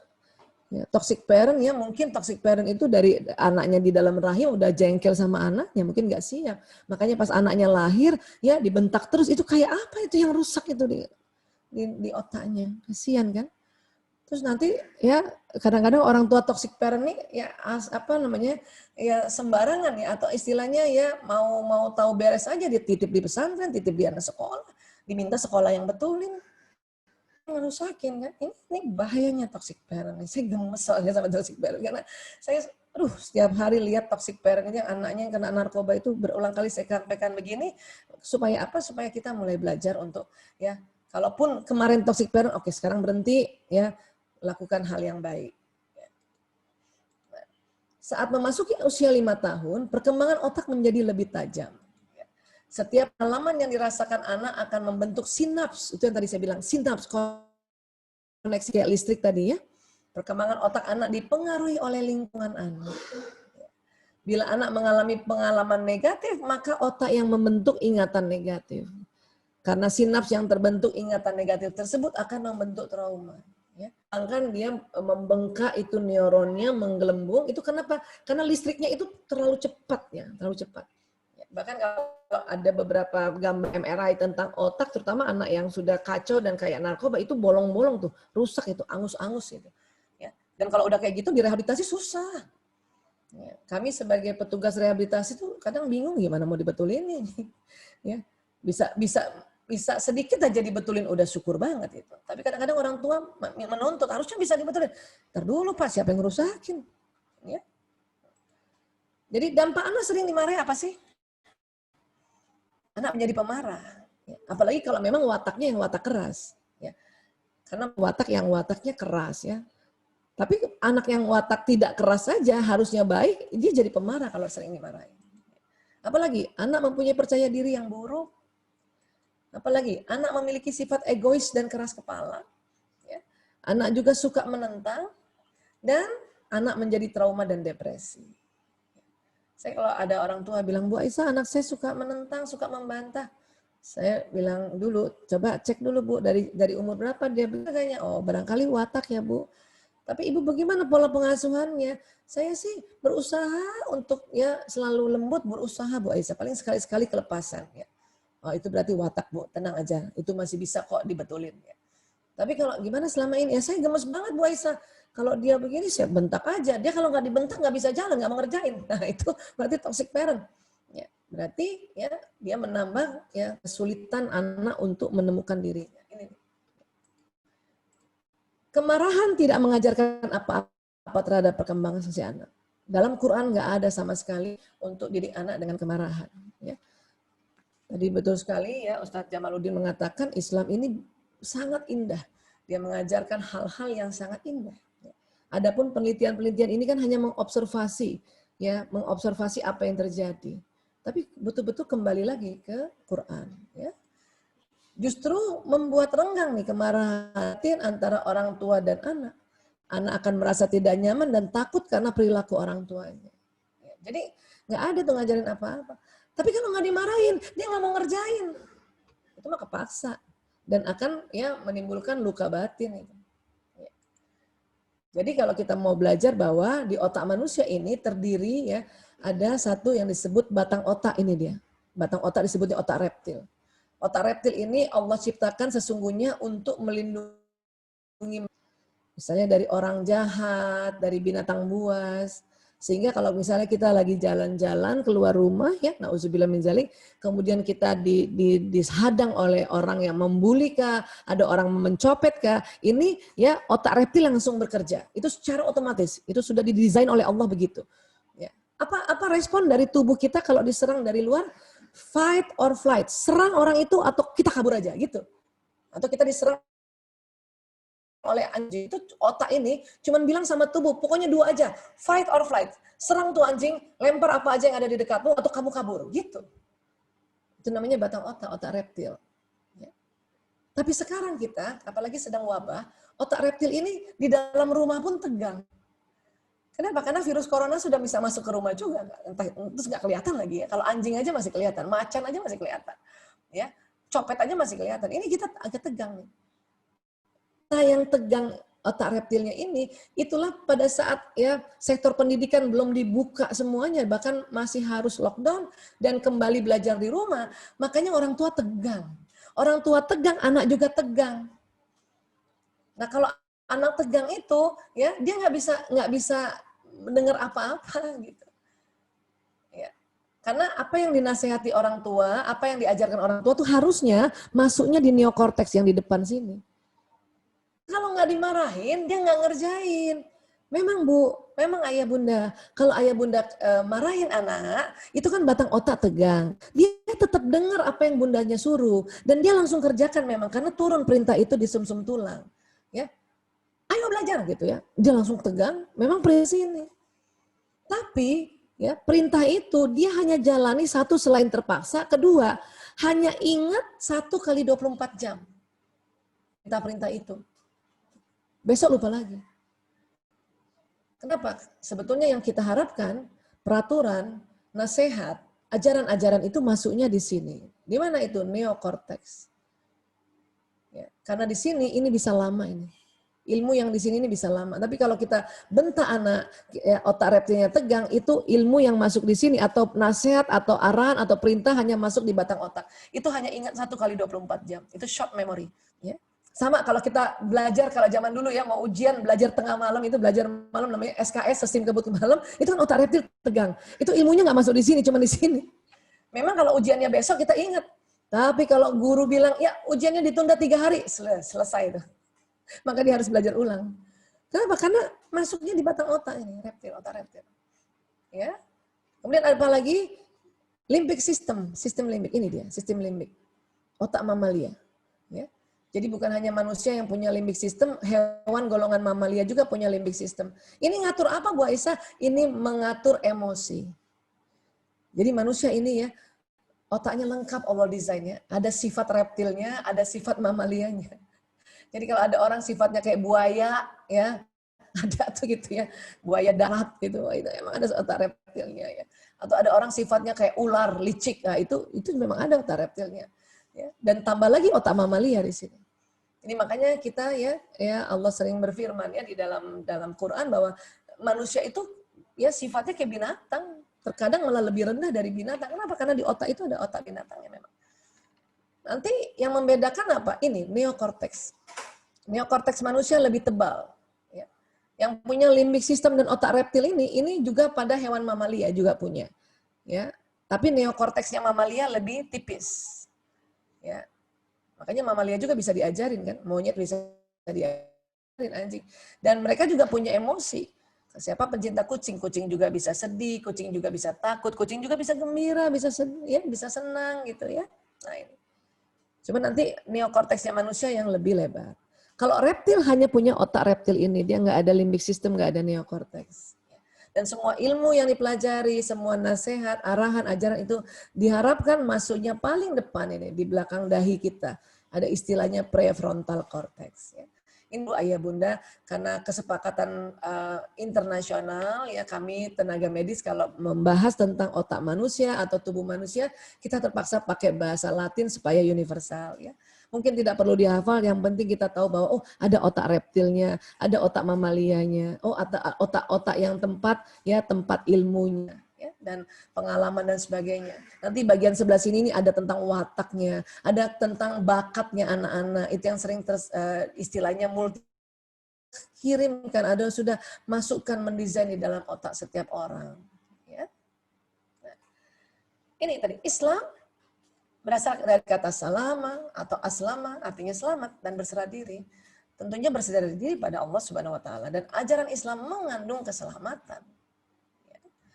Toxic parent membuat pola asuh yang toksik atau menjadi racun pada anak-anak, meracuni mental dan fisik anak dan membuat anak tidak selamat. Jadi Islam sangat ya tidak sejalan dengan ya maunya toxic parent. Karena nggak bikin selamat. Islam sendiri artinya keselamatan. Untuk itu kita diminta banyak mempelajari pola parenting berbasis ajaran Islam. Baca nih, sekarang alhamdulillah banyak buku-buku bagus, keren kayak gini ya, Masya Allah. Prophetic parenting, itu yang nanti kita pilih itu. Ya, bukan hyper parenting, bukan toxic parenting, tapi prophetic parenting. Cara, ya. Dan Rasulullah itu senantiasa mencium anak dan cucu-cucunya. Ya, pada saat itu, zaman itu kan jarang banget anak dicium. Ini inti daripada prophetic parenting itu ya banyak sekali, tapi di situ yang indah adalah Rasulullah senantiasa mencium anak dan cucunya, ngomongnya lembut, ajak bermain gitu. Ya kan? Jadi prinsip-prinsip mendidik anak dalam Islam yang baik, mengakikahkannya. Kenapa mengakikahkannya? Karena setiap manusia itu ada otak mamalianya. Ya, limbic system tadi otak mamalia, otak binatang. Maka salah satu hikmah dari akikah itu adalah untuk kita bisa mereduce sifat binatangnya anak ini. Makanya dipotonglah kambing, laki-laki 2 kambing, perempuan 1 kambing. Kenapa laki-laki 2 kambing? Karena otak laki-laki lebih besar daripada perempuan, ya lebih berat daripada perempuan. Tapi kan bukan 2 kalinya Bu Aisyah, iya betul. Tapi mana boleh kita ya pesan kambing 1,5 kan nggak bisa. Maka Allah ya minta kita 2 kambing. Perempuan 1 kambing. Ini kita akikah kambingnya bisa diganti ayam? Nggak bisa dong. Ayam kan bukan mamalia. Kambing. Ya. Masih belum bisa Bu Aisyah. Belum ada dananya. Niatkan. Ya. Umur berapapun ada uangnya akikahkan. Kenapa Ayah Bunda, Bapak Ibu Guru saya bicara begini menekankan tentang akikah? Ya. Pasien kami, pasien narkoba, yang saya lihat memang sifatnya jadi kayak binatang banget, bahkan di bawahnya binatang. Pada saat konsultasi dengan orang tua, saya tanya, Pak, ini udah akikah belum? Belum Bu Aisyah. Padahal tuh anak udah 35 tahun, 40 tahun. Oh, loh kenapa Bu Aisyah tanya itu? Kan itu nggak wajib. Ya, memang, tapi ini adalah perintah yang ya agak kewajib-wajiban gitu. Kenapa? Karena ternyata sifat binatang anaknya Bapak itu belum terreduce, belum lagi terkendali karena belum akikah. Jadi kalau pasien-pasien kami yang anaknya bandel banget terus saya tanya belum akikah, suruh akikah. Belum ada uangnya Bu Aisyah, sekarang kambing mahal. Niatin dulu, niat. Insya Allah, niat, doa, Allah lapangkan rezeki. Ya. Jadi itu unik banget itu ya. Yang kacau ya, yang susah ya. Kadang-kadang yang sudah diakikah masih pakai narkoba juga, tapi itu lebih mudah kita setting untuk kembali baik. Tapi kok ini kurang ajar banget ya, oh ini belum akikah nih. Tanya nih orang tuanya. Ya, jadi ini penting sekali akikahnya. Kemudian apalagi memperlakukan dengan lembut dan menciumnya, ya Allah. Ya. Memanggil dengan nama panggilan yang baik, memberikan kata-kata pendukung atau pujian, menghibur dan memperhatikan penampilannya, memaklumi kesalahannya, ya Allah. Memaklumi kesalahannya, ya. Dan memaklumi kondisi perasaannya. Bunda, aku bosan belajar online. Maklumi. Oh iya nak. Bunda juga kalau jadi kamu bosan ya. Kita makan aja yuk, kita minum aja yuk, kita bikin pisang goreng yuk. Kan gitu. Emang nih, mana sih saya Bunda telepon gurumu ini, ya. Teleponlah gurunya, telepon ustazahnya lah. Yang benar dong kalau ngajar. Lah gimana sih? Siapa yang nggak bosan di rumah, Bun? Ya. Apalagi anak-anak yang ekstrovert, anak-anak. Belajar online itu lebih capek. Kenapa? Karena nggak ada energi kanan kirinya, energi teman-temannya. Ya. Saya juga begitu. Ya. Seminar online itu capek banget loh. Dibanding saya datang misalnya ke Lombok gitu ya, kemudian ketemu, itu menyenangkan gitu dan ringan. Tapi kalau online ini capek, belum lagi kalau nanti wifi-nya putus-putus, tarik nafas gitu ya, istighfar kan gitu. Nah ini prinsip-prinsip mendidik anak dalam Islam. Ya. Tentu jauh banget kan dari hyper parenting dan toxic parent, jauh, sangat jauh. Ya. Nah, kemudian di surat Ali Imran ayat 159, Bismillahirrahmanirrahim, fabima rahmatim minallah lintalahum, ya. Maka karena rahmat Allah lembut terhadap mereka. Walau kunta fazzan ghalizal qalbi, ya, anfaddu min haulika. Sekiranya engkau berlaku keras dan berhati kasar, tentulah mereka menjauhkan dari sekitarmu. Dan 22 tahun saya lihat memang betul. Pada saat orang tua keras dan berhati kasar, anak menjauh. Nah pada saat menjauh itulah, kena narkoba, kena LGBT, kena tawuran, kena bully. Wah Masya Allah. Bu Aisyah, saya sudah lembut, tapi tuh anak masih juga songong. Kalau di Jakarta bilangnya gitu ya, masih rese. Ini Allah bilang, ya, fa'fu anhum wastaghfir lahum, maka maafkanlah mereka dan mohonkan ampun bagi mereka. Ya Allah, saya maafkan anakku ini, ya Allah, fulan bin fulan, ya Allah, ampuni dia, ya Allah. Nah gitu kan harusnya. Barulah ya diajak musyawarah, wasyawirhum fi amri. Bermusyawarah dengan suatu urusan. Fa'idha azamta fatawakkal 'alallah. Apabila engkau telah membulatkan tekad, maka bertawakal pada Allah. Ya, innallaha yuhibbul mutawakkilin. Sungguh Allah mencintai orang yang bertawakal. Ini adalah ayat untuk kita mendidik. Bahkan sebetulnya bukan pada anak, pada pasangan, kan? Pimpinan pada stafnya. Allah minta kita sifatnya lemah lembut. Ya. Kalau kita mau ajak musyawarah anak, mau ajarkan anak, ya macam-macam, apa saja yang mau diajarkan, termasuk mungkin ya pakai gadgetnya nak, nanti diatur ya nak, mainnya diatur, itu pakai Ali Imran 159. Kita minta lemah lembut dulu. Dan ingat, lemah lembut itu rahmat dari Allah. Ya, fabima rahmatim minallah. Ya. Jadi itu yang saya bilang tadi, orang tua sama anak kandung itu lemah lembut itu susah. Bukan bawaan lahir orang tua pada anak kandung lemah lembut. Bahkan sama anak orang lain bisa lemah lembut. Itulah dalam pendidikan kita nggak bisa sendiri. Kita ibu guru, ustadz ustazah, karena bapak ibu guru, ustadz ustazahnya bisa lebih lembut sama anak kita. Tapi anaknya bapak ibu guru mungkin dititip lagi sama bapak ibu yang lain. Bu Aisyah, saya sudah bisa kok lembut sama anak. Itu alhamdulillah. Kenapa? Berarti rahmat Allah turun pada ayah bunda ini. Jadi kalau kita bisa lembut sama anak itu, ya Allah, rahmat Allah turun. Apa nggak senang tuh kalau rahmat Allah turun? Ya. Makanya ya sebelum kita ajak musyawarah anak, yang diminta adalah satu, minta sikap lemah lembut. Dua, maafkan mereka. Fa'fu anhum. Ketiga, mohonkan ampun bagi mereka, baru ajak musyawarah. Ada beberapa orang tua bilang, Bu Aisyah gimana caranya ya? Saya mau tegur anak saya karena saya lihat di HP-nya itu dia ditemukan maaf video-video dewasa. Al-Imran 159. Ya. Ibu apa perasaannya? Kesel, marah? Iya Bu Aisyah. Kalau gitu istighfar dulu. Ya, minta lemah lembut ya Allah, ya mohon lemah lembut saya mau bicara sama anakku. Ya. Ingat ya Bu, kalau ibu keras dan hati kasar itu tambah jauh loh dia. Tambah kacau loh. Diambil oleh mafia LGBT loh Bu. Ya. Terus gimana Bu Aisyah? Saya udah minta lemah lembut nih. Nah, ibu maafin dulu anaknya Bu. Siapa nama anaknya sebut Bu? Ya Allah saya maafkan anakku Fulan bin Fulan ya Allah. Kan nonton video-video dewasa. Maafkanlah mereka. Nah, ibu kan sebagai orang tua nih perantara dari anak dengan Allah untuk mohonkan ampun. Ya mohon ampun dulu Bu. Ya Allah ampuni anakku ini ya Allah. Barulah ajak musyawarah. Itu ibu belum ajak musyawarah, Allah sudah turun duluan pada anak kita. Ya. Dan pada saat musyawarah ini ya tentu tetap lembut. Tetap lembut, tetap kita dalam hati maafkan dan mohonkan ampun juga.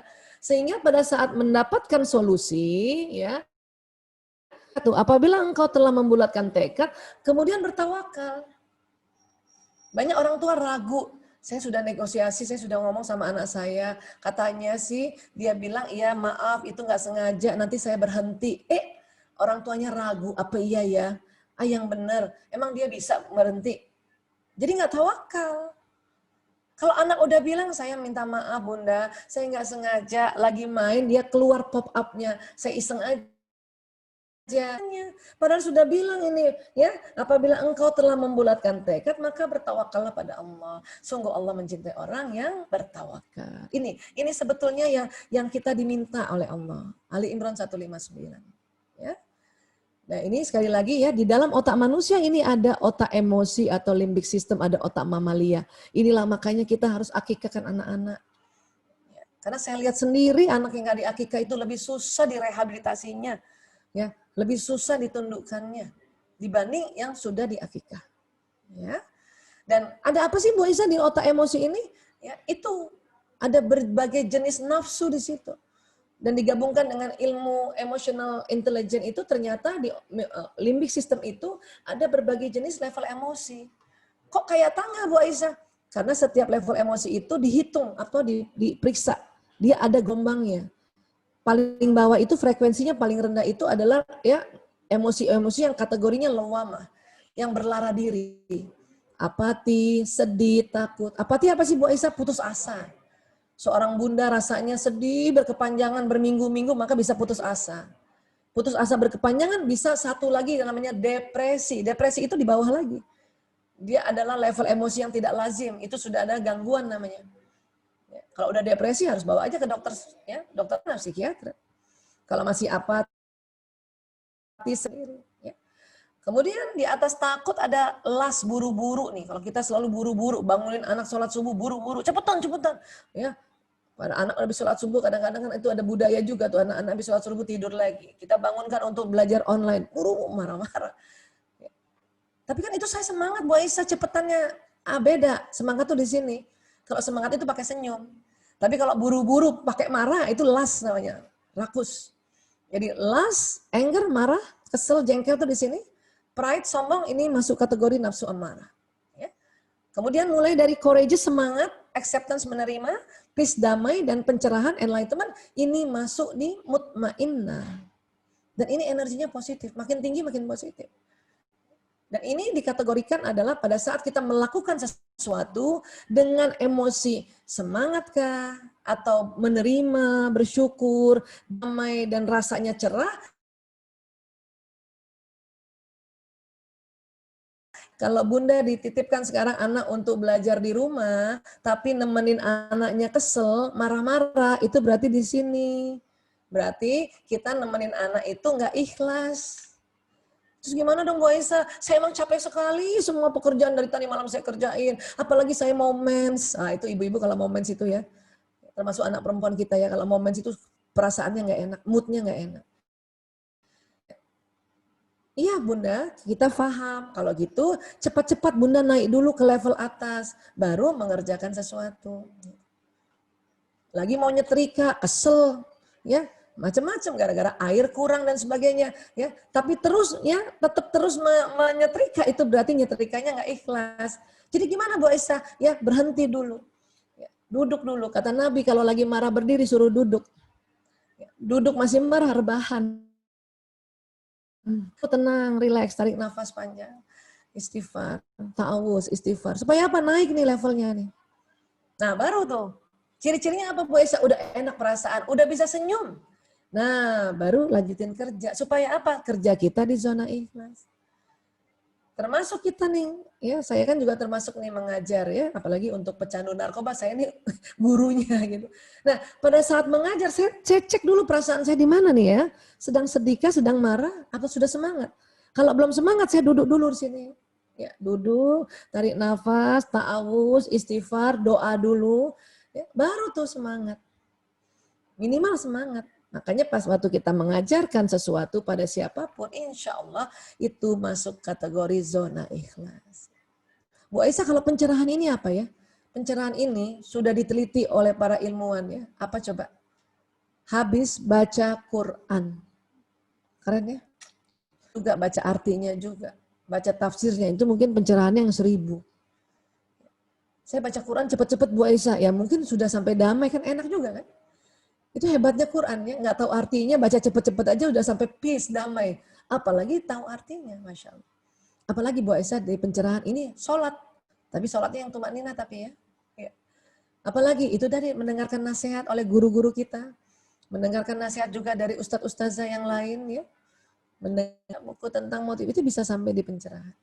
Dan kalau kita di pencerahan, ini daya tahan tubuh meningkat dan vitalitas meningkat. Jadi untuk naik ke atas gimana Bu Aisyah? Ya, kita pahami dulu ya. Emosi ini ada di otak kita masing-masing. Tidak bisa hilang. Itulah juga toxic parent dan hyper parenting parent itu adalah orang tua yang lebih sering berada di nafsu amarah atau lawamah ini. Itu makanya karena ini nggak bisa hilang, tapi juga lazim kalau sesekali kita berada di amarah, sesekali di lawama, maka Allah minta kita cepat-cepat naik ke atas. Semua ajaran-ajaran ini adalah untuk cepat-cepat naik ke atas emosi kita ini. Ya. Kenapa? Karena kelamahan di bawah itu masalah. Dan masalah yang paling berat apa? Kita lupa bahwa Allah Maha segalanya kalau kita di bawah. Itulah dikatakan keimanan seseorang naik turun karena ada otak emosi yang Allah memang desain untuk setiap manusia, bahkan untuk hewan mamalia. Untuk apa Allah desain begitu? Itu untuk supaya hidup kita dinamis. Dan Allah mau lihat ini, mau menyaksikan. Karena Allah Maha menyaksikan. Apakah hambanya pada saat di nafsu amarah dan lawama menyebut namanya Allah nggak untuk move on ke atas, untuk naik ke atas. Itu di situ pahala kita. Disitulah keberuntungannya, disitulah benefit kita. Ya. Jadi untuk naik ke atas gimana Bu Aisyah? Ya. Al-Baqarah 153. Bismillahirrahmanirrahim. Ya ayyuhallazina amanu sta'inu bis-sabri was-shalah. Innallaha ma'as-sabirin. Hai orang-orang beriman, jadikanlah sabar dan sholat sebagai penolongmu. Sesungguhnya Allah bersama orang-orang yang sabar. Sabar dan sholat. Allah bersama orang yang sabar. Keren kan? Sabar itu apa Bu Aisyah? Sabar itu adalah ya dari bahasa Arab. Sabaru yasbiru artinya menahan. Tapi bukan misalnya kita nih lagi marah, kita tahan. Untuk apa? Supaya kita tidak melabrak anak itu. Tidak melabrak suami kita. Tidak melabrak guru-guru kita teleponin, kita labrak. Itu ya makanya sabar namanya nahan. Tapi sabar juga bukan menekan. Kalau menekan dia turun ke bawah. Turun ke bawah. Makanya nanti depresi. Sabar itu menahan. Kemudian setelah kita tahan, kita move on. Kita kelola naik ke atas. Ya. Dengan apa? Tarik nafas panjang. Berapa kali Bu Aisyah? Berkali-kali. Ya. Apalagi Bu Aisyah? Ta'awuz. Ya. Nabi bersabda, sungguh saya mengetahui satu kalimat jika dibaca oleh orang ini, marahnya akan reda jika dia membaca a'udzubillahi minasyaitonirrajim. Setan itu ya, menurut Quran, menggoda itu depan, belakang, kanan, kiri. Maka ta'awuznya 4 kali ya, terutama para bunda ya bun. Kemudian sudah tarik nafas, ta'awuz itu tanpa kita sadari berkali-kali kita tarik nafas dan ta'awuz itu naik ke atas. Dan ini ada di sini ya, di limbic system. Dan yang selama ini diketahui lewat riset bahwa kalau limbik sistem ini tegang, berarti dia ada di amarah atau lawamah. Maka ilmu yang ada di depan, walaupun udah sering belajar, terblokir sementara. Jadi buat orang-orang, siapapun baca buku motivasi, tapi kalau lagi marah, itu untuk sementara lupa dulu tuh ilmu-ilmu itu. Makanya kita diminta untuk tidak mengingat apa-apa, berzikir saja. Ya, auzubillahi minasyaitonirrajim. Supaya apa? Rileks ini, otak, limbik sistem dan reptil. Ya, kita belum bisa bertafakur kalau kita otak mamalia dan reptil ini tegang. Makanya disuruh berzikir. Ya. Kemudian apa? Disuruh istighfar.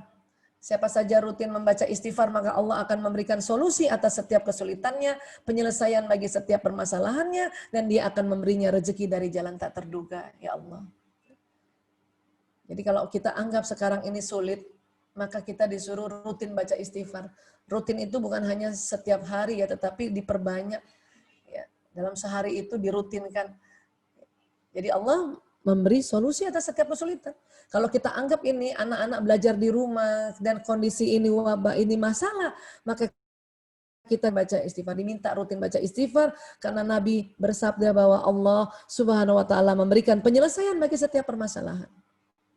Dan jika kita sekarang menganggap rezeki ini ya terhambat, baik rezeki kesehatan, ini kan terhambat rezeki kesehatan, kita nggak bisa seenaknya lagi keluar, ya. Dan rezeki ilmu, anak-anak kan lewat online kan memang tidak seperti kalau dia ke sekolah.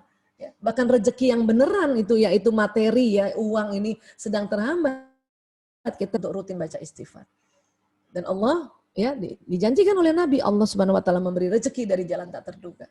Kok gampang banget Bu Aisyah cuma istighfar doang? Iya, alhamdulillah. Islam itu ngajarinnya gampang semuanya. Cuman kadang-kadang kalau kita nanti tahu lagi, oh kayak gitu, itu makin mantap lagi. Kalau lagi nggak punya uang, ya para bunda lagi buka dompet uangnya sedikit, pantang mikir pinjam uang siapa atau minta sama siapa. Langsung istighfar, astagfirullahaladzim. Alhamdulillah Bu Aisyah, saya udah kayak gitu. Keren tuh Bu. Terusin. Nanti nggak rasa siang-siang ada yang nganterin makanan, ya, ada yang nganterin beras, ada, masya Allah, itu rezeki. Dan ilmu sekarang rezeki ilmu ini, ya, kan sedang terhambat nih, anak-anak nggak totally di sekolah, ya, tapi kan alhamdulillah sudah dapat juga lewat Zoom, ya, bisa juga guru-guru datang ke rumah, itu bersyukur dulu. Ini, ya, Bapak Ibu guru, Ustadz Ustazah ini kan, ya. Hanya menyampaikan, memberikan informasinya. Tapi yang memberikan ilmu, yang maha punya ilmu itu Allah. Ya alim, ya alimul ghaib wasyahadah. Ya Rashid, Ar-Rashid, Allah yang maha cerdas. Ya sudah istighfar aja dulu. Mohon pada Allah. Nanti anak-anak bisa dapat ilmu dari lain-lain. Dari nonton TV kah, nonton YouTube kah.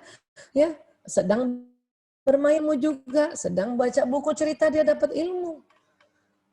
Ini yang kita harus paham ya tentang mendapatkan ilmu itu dari mana saja. Oke? Dan sekali lagi pada saat kita berzikir, apabila dilafazkan secara berbisik maka akan mengeluarkan karbon dioksida dari mulutnya. Istighfar ini adalah kalimat thayyibah yang huruf jahrnya banyak. Jadi mengeluarkan karbon dioksida. Astagfirullahalazim. Itu dari mulut ini keluar karbon dioksida nih. Pada saat karbon dioksida maksimal maka hidung akan tarik oksigen yang banyak. Selain istighfar apalagi yang huruf jaharnya banyak? Tahlil. La ilaha illallah. Istighfar itu huruf jaharnya lebih banyak daripada hamdalah, alhamdulillah. Itulah makanya kalau kita lagi emosinya di bawah, di lawama atau di amarah, kita dimintanya istighfar, astagfirullahaladzim, la ilaha illallah. Supaya oksigennya banyak keluar. Nah pada saat oksigen banyak keluar, oksigen ditarik oleh hidung otomatis. Tapi Bu Aisyah, kenapa nggak tarik nafas panjang aja? Boleh juga. Hanya, ini ya saya kasih tahu ya perbandingannya ya. Secara umum, ya siapa aja boleh tarik nafas. Bahkan ya yang tidak istighfar pun boleh tarik nafas. Memang pada saat tarik nafas, oksigen itu ditarik duluan. Ya coba, ayah bunda, bapak ibu guru tarik nafas coba. Itu oksigen ditarik duluan ya. Itu sekitar 3 liter ke paru-paru. Nah, kalau istighfar, itu dia keluar karbon dioksida dulu. Astagfirullahalazim. Nah, itu pada saat karbon dioksida keluar maksimal, hidung langsung tarik oksigen dan itu jumlahnya 5 liter. Lebih banyak dari tarik nafas panjang. Itulah makanya ya istighfar ini jauh lebih berfaedah. Ini dari soal oksigen dan karbon dioksida. Apalagi kalimat astagfirullahaladzim. Aku mohon ampun pada Allah yang maha azim. Itu jalan di badan kita. Emangnya buat apa Bu Aisyah oksigen kalau banyak-banyak? Itu supaya ya kalau oksigen masuk banyak ya nanti dia dibawa di jantung itu untuk memberikan oksigen pada otak. Kan otak limbik sistem ini otak emosi di sini. Kalau oksigennya banyak itu dia cepat naik ke mutmainnah. Tapi perhatikan ini Bapak Ibu Ayunda. Pembuluh darah kita makin dia ke atas otak ini dia makin kecil. Berarti darahnya makin kurang ke sini. Padahal ini di tempat ilmu loh ini. Supaya darah ke sini lebih banyak gimana Bu Aisyah? Para ahli meneliti supaya darah ini lebih banyak ke daerah lobus frontalis adalah dengan bersujud. Itulah pada saat kita bersujud, ini pembuluh darah melebar. Dan ya darah banyak ke otak lobus frontalis membawakan nutrisi dan membawakan oksigen. Para ahli mengatakan tidak akan darah banyak ke lobus frontalis terutama prefrontal cortex kalau tidak posisi bersujud. Masya Allah. Kita sudah diajarkan dari dulu ya. Anak-anak makanya juga disuruh latihan juga kita. Walaupun dia belum balik, belum jadi sebuah kewajiban tapi dari kecil diajar supaya apa? Supaya di sini nih ada oksigen. Bahkan sahabat-sahabat kita, teman-teman yang beragama lain, yang tidak ada ritual ibadah khususnya sholat, mereka mencari-cari gimana caranya. Makanya dapatlah itu yoga, dapatlah dia bermeditasi, supaya oksigen ke sini. Kita ya Allah. Kalau gitu, kalau kita lagi nggak sholat, ya oksigen jarang ke sini, iya. Jarang ke otak, iya. Makanya kita cepat marah, iya. Tapi memang dilarang oleh Allah. Kenapa? Karena kalau kita lagi menstruasi itu terjadi ya sebuah metabolisme atau keseimbangan dari perdarahan ini. Kita nggak boleh masukin darah ke atas otak kita kalau lagi menstruasi dan masa nifas. Kenapa? Karena itu harus dikeluarkan darah yang masa menstruasi dan masa nifas. Nggak boleh bercampur dengan yang darah yang banyak membawa oksigen ini. Kan itu ya. Makanya saya setiap ini ya Allah, ya Allah, ya Allah. Nah, sekarang satu lagi terakhir, ada sistem saraf. Apa yang kita dengar, apa yang kita lihat, dan apa yang kita ucapkan. Dan sistem saraf ini kerjanya kayak kabel listrik. Ini kan sistem kabel saraf nih, dia kabel listrik. Apa sih Bu Aisyah? Dia membawa pesan. Jadi kalau kita jadi toxic parent, kita selalu marahin anak, kamu bodoh. Maka ini dengar, kamu bodoh. Ini anak dengar, maka dia bodoh, bodoh, bodoh, bodoh, bodoh. Kamu ini kalau disuruh sholat susah. Disuruh sholat susah, disuruh sholat susah, disuruh sholat susah. Ya. Kamu ini nggak sepintar kakakmu, nggak sepintar kakakmu. Maka ini semua informasi masuk ke dalam otak, masuk ke dalam sistem saraf, jalan ke seluruh tubuh. Maka anak itu berperilaku seperti apa yang diucapkan. Karena dia dengar. Kalaupun dia nggak dengar, dia lihat muka bapak ibunya masam, muka bapak ibunya toksik, itu pesan itu juga jalan. Kemudian ya setelah kadang-kadang orang tua bilang, kamu bodoh, itu anak bergumam sendiri. Tambah lagi, kacau kan? Kacau. Maka badan ini berperilaku seperti apa yang dia dengar, dia lihat dan dia ucapkan. Jadi kalau misalnya kita lihat ini sebagai penutup ya. Ini kan tadi kita sudah belajar otak manusia yang Allah ciptakan, ada otak besar, otak kecil, dia dibelah ya, ada belahan kanan, belahan kiri. Kanan biasanya untuk kreativitas, warna, dan imajinasi, dan sebagainya. Kiri itu untuk bicara, hitung, analisa, detil, teratur itu kiri. Tadi kita juga sudah belajar di dalam-dalamnya ya, tentang struktur otak. Ya. Alhamdulillah, ada memang otak yang ke bawah ini namanya batang otak, otak reptil. Kita sekarang lagi tegang nih, banyak tegangnya nih. Makanya mau nyerang aja. Ya. Dan ini otak mamalia tadi yang banyak level emosinya, lawama, amarah, mutmainnah. Dan kemudian ini neokorteks, ini tempatnya ilmu, tempatnya watak, bakat, dan sebagainya. Memori juga di situ. Dari otak jalan sistem saraf. Ini kayak kabel listrik. Ini hanya sederhana yang saya kasih lihat. Ya, sebetulnya lebih kompleks dan lebih detail. Nah, apa yang didengar dia akan jalan lewat sistem saraf kayak dia kabel listrik. Masuk di otak dan jalan ke seluruh tubuh. apa yang dilihat juga itu akan pesannya jalan. Terekam di otak, ya, terekam ke seluruh tubuh, terekam ke jantung, di kolbunya anak-anak, terekam semuanya. Dan apa yang dia ucapkan itu juga jalan. Makanya kita diminta mengucapkan yang baik-baik, melihat yang baik-baik, mendengar yang baik-baik, supaya jalan di badan yang baik-baik. Dan anak juga begitu, mendengar yang baik, melihat yang baik, dan dia mengucapkan yang baik-baik. Ya.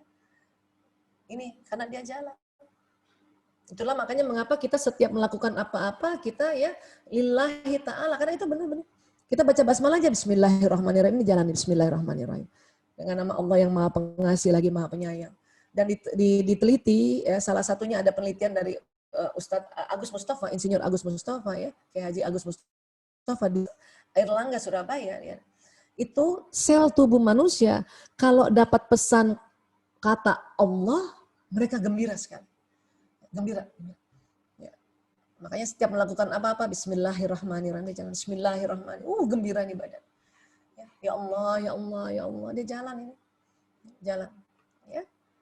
Dan sekali lagi inilah yang harusnya kita pahami sehingga kalau misalnya kita banyak melakukan parenting dan toxic parenting, kita segeralah istighfar, astagfirullahaladzim, supaya ya badan ini stop untuk melakukan ya hal-hal yang tadi kita sudah bahas.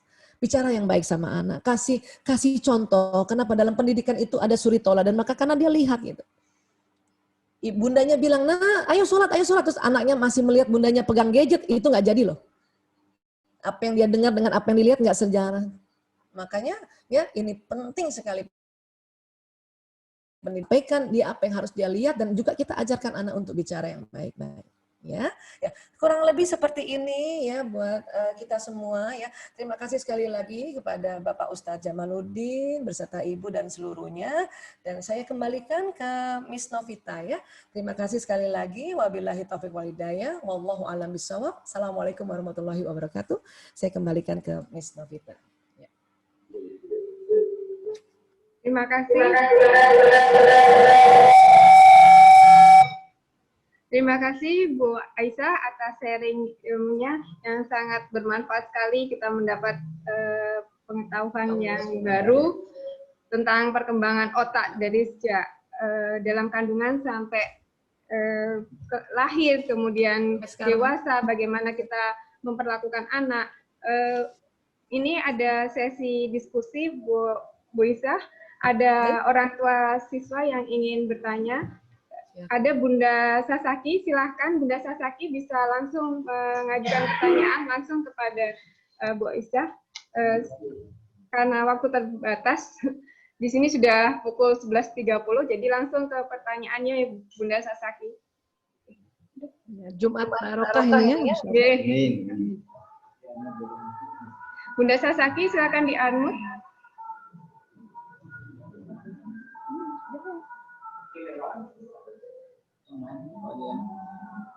Yang itu tidak dia, ada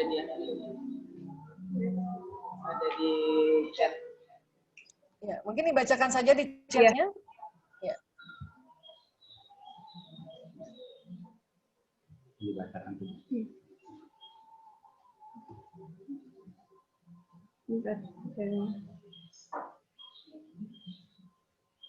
Ya, buat ayah bunda, makalah saya nanti kirim ke panitia ya, boleh diminta nanti.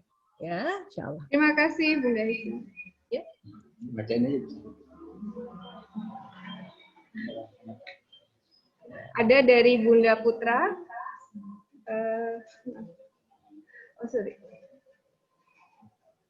Ada Ibu Hasniati.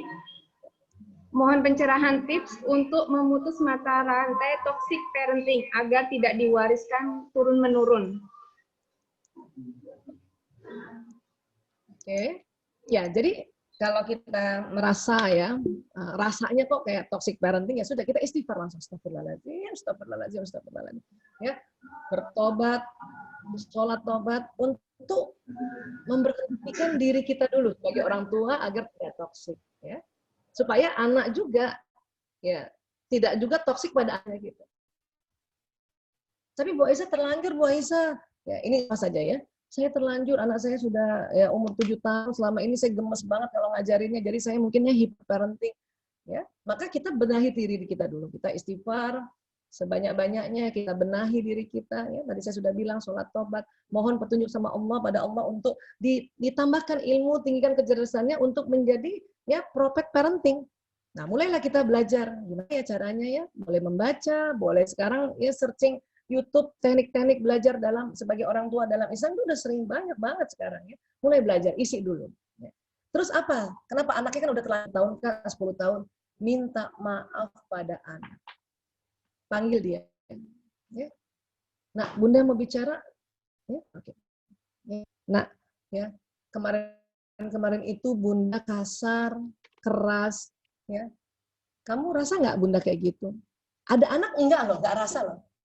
Kapan gitu ya? Tapi terus langsung dia bilang, iya Bun. Terus kamu gimana? Kamu kesel sama Bunda? Tanya perasaan dia. Iya Bun, aku kesel, aku sedih, aku jadinya takut. Walaupun tuh anak udah ketumben banget orang tuanya ngomong nih ya. Ya itu kesempatan dia ngomong. Ya, dengerin dulu. Ya, ya. Aku takut Bun kalau Bunda marah-marah, kalau Bunda bentak-bentak, aku takut banget. Nah, itu kalau ada anak yang bisa ngomong kayak gitu, itu dia sudah menterapi dirinya. Tapi ada anak yang nggak takut. Kenapa? Ini bener nih bundanya kayak gini nih. Saking setiap harinya galak bundanya. Ya, dia nggak percaya gitu. Terus dia diam aja. Nah, kalau ada anak diam aja nggak ngomong, itu berarti dia luka sekali. Dia ketakutan sekali. Segeralah, Bunda minta maaf ya nak. Umi minta maaf ya nak. Ibu minta maaf ya nak. Atau mungkin Abi yang melakukan, Abi minta maaf ya nak, Bapak minta maaf ya nak, Ayah minta maaf. Dengar kata-katanya. Bunda minta maaf ya nak. Selama ini kita sudah minta maaf, tapi kalimatnya gini, maafin Bunda ya nak. Itu kayaknya sama, tapi beda. Pemilihan diksi katanya beda, maka rasa yang disampaikan itu beda. Kan kita yang hilaf. Kita kan yang kemarin terlanjur misalnya ya, hyperparenting atau toxic parent, Bunda minta maaf ya nak. Saya juga gitu sama anak-anak. Kadang-kadang suka kebablasan kan kalau lagi main, Ibu Isa minta maaf ya nak. Dulu sebelum mengerti, maafin Bu Isa ya nak. Kayaknya sama ya, padahal beda. Karena kita yang hilaf, kita yang minta maaf. Tapi kalau maafin Bunda ya, kita maksa dia memaafkan. Makanya ini harus hati-hati nih. Kalau kita aja orang masih suka kebalik-balik. Ya, jadi sekali lagi ya stop semuanya, belajar lagi ya, kemudian kita minta maaf pada anak. Ya, dan sama-sama Bismillah bantuin Bunda ya, kita sama-sama menjadi ya ayah Bunda yang menjadi ayah Bunda yang senang banget kali dia sujud syukur kali itu anak kalau ada orang tua kayak gitu. Ya. Nah, kira-kira begitu, mudah-mudahan bisa menjawab ya. Ya, baik, kembali lagi ke Miss Novita. Suaranya dari ya? Ibu Marga, mempunyai anak bungsu usia 4 tahun, kelewat energik dan super, baru ketemu sekali sama orang sudah langsung akrab dengan sebaya maupun orang dewasa. Bahkan sejak usia 2 tahun sudah punya kebiasaan menginap ke rumah sepupu-sepupunya secara bergantian. Bila dibilang dalam seminggu, paling hanya 1 malam tidur di rumah. Selain itu ada satu hal yang mengkhawatirkan kami, yaitu dia bisa melihat makhluk lain yang kadang membuat dia tiba-tiba diam dan lari bersembunyi. Anandanya laki-laki perempuan, Miss? Nah, ini tidak disebutkan, Bu. Oh, ya. Sebagai orang tua, khawatiran keterusan sampai dewasa, bagaimana cara mengatasinya? Demikian. Terima kasih Bunda pertanyaannya ya. Kalau saya dengar tadi apa yang dibacakan Miss Novita tentang pertanyaan Bunda ya, walaupun saya masih ada kurang ya, ini laki apa perempuan ya. Ini kemungkinan besar Ananda ini yang wataknya adalah watak gembira. Kalau di dalam psikologi kepribadian ini istilahnya watak sanguinis. Watak yang memang cepat akrab, selalu gembira. Dan memang senang di luar rumah, watak ini. Makanya kan dia senang nginep di sepupu-sepupunya, itu watakmu itu. Hanya memang kita perlu kontrol, kita perlu kendalikan. Kalau enggak nanti jadi anak di luar rumah terus nanti. Ya. Artinya kalau dia minta izin, walaupun kita tahu memang ini anak adalah anak yang senang dengan orang banyak atau sosialisasi. Memang anak yang senang di luar. Ya, ini kan sanguinis masuk kategori ekstrovert. Ya. Tetap kita tanya ya, mau nginep di mana? Oh, gitu ya. Nanti kakak sama kakak-kakak sepupu, dia cerita dulu gitu. Bu Isa, anaknya perempuan. Oh perempuan. Oh apalagi perempuan. Perempuan ini kan kita harus jaga juga ini. Walaupun mungkin dia nginepnya ke sepupu, tapi hati-hati. Ya, sekarang juga kan terlalu bebas, makanya kita ya bantu dia kendalikan. Artinya bukan nggak boleh nginep. Anak ini kalau nggak boleh nginep bahaya. Jadi diatur ya seminggu ya. Nah karena udah mulai besar ya, Bunda juga kangen kalau kamu keluar rumah terus ya. Katakan begitu ya. Boleh nggak seminggu ini ya kita 2 kali aja. Saya punya anak tipe kayak gini yang pertama, anak pertama saya. Cuman dia laki-laki ya. Itu dalam seminggu itu harus nginep di rumah salah satu temannya atau keluarga. Beda sama adik-adiknya yang lain yang wataknya memang anak rumahan. Padahal ibunya sama loh. Ibunya sama. Jadi Bunda nggak perlu khawatir juga bahwa Bunda ini, aduh barangkali anak saya nggak sih, makanya dia di luar rumah. Bukan. Memang dia watak yang senang sosialisasi. Hanya kita kendalikan mulai dari kecil. Supaya anak ya dia rem. Kalau nggak kebablasan, apalagi anak perempuan ya. Nah, soal dia melihat makhluk halus begini ya, ini panjang juga sebetulnya analisanya karena ini memang bisa bisa dijelaskan secara ilmiah ya. Ini mumpung ditanya ya, saya mending sekalian kasih lihat gambarnya boleh ya. Saya share screen lagi sedikit ya. Nah, sebentar. Ini mumpung ditanya ya. Alhamdulillah. Nah, ini. Jadi tubuh manusia ini selain ada badan seluler ya, ternyata tubuh manusia itu keluar cahaya, keluar nur. Nah, ini disebutnya badan bioplasmik. Ini. Kalau bahasa fisika kuantumnya ini namanya gelombang elektromagnetik. Ini yang keluar dari tubuh kita. Lewat mana? Dari mana dia keluarnya, Bu Aisyah? Lewat yang disebut ya pembuluh meridian. Oh, saya nggak kasih lihat di sini. Oke, dia keluar lewat pori-pori yang ada di bawah kulit. Ya, di bawah kulit. Nah, ini sinyal inilah yang membawa pesan doa. Sinyal inilah yang membawa pesan niat. Sinyal ini juga membawa prasangka. Makanya kalau kita berdoa itu bukan sekedar tunduk-tunduk, itu ada yang kita ucapkan jalan di badan dan di broadcast oleh sinyal ini ke alam semesta dan doa itu bisa ditarik. Dan bukan hanya doa, niat. Terus apalagi prasangka. Makanya hati-hati prasangka. Akan ditarik. Dalam hadis qudsi Allah mengatakan apa? Aku mengikuti prasangka hambaku. Kenapa? Karena tubuh manusia ini ada sinyalnya. Ya. Nah, saya kasih lihat videonya aja ya. Nih sebentar. Oh mana ya? Oh di atas video. Oh nggak ada juga. Nah, di dalam sinyal ini dia keluar lewat pori-pori yang di bawah kulit. Nah, ada anak secara genetik ada di antara kedua pertemuan dua alisnya ini, ya. Pori-pori di bawah kulit yang disebut ya cakra ke-6 ya, itu lancar terbukanya. Itu genetik loh. Genetik. Turunan maksud saya. Sehingga dia bisa melihat ya orang atau melihat sekelilingnya bukan hanya yang badan seluler, badan bioplasmik, termasuk ya gelombang-gelombang energi lainnya dari makhluk yang lain. Coba Bunda cari deh, dia dari mana turunannya. Harusnya diruqyah Bu Aisyah. Iya, kalau anaknya nggak sanggup. Meruqyah itu bukan berarti melulu dia di dalam tubuhnya ada jin, bukan. Tetapi meruqyah itu adalah supaya pori-pori yang di antara dua alis matanya ini kita ya dibuat jalannya tidak secepat kilat. Karena di dalam tubuh kita itu ada pori-pori yang kayak ada pintunya, dan pintunya itu kayak berputar. Berputarnya ke kiri.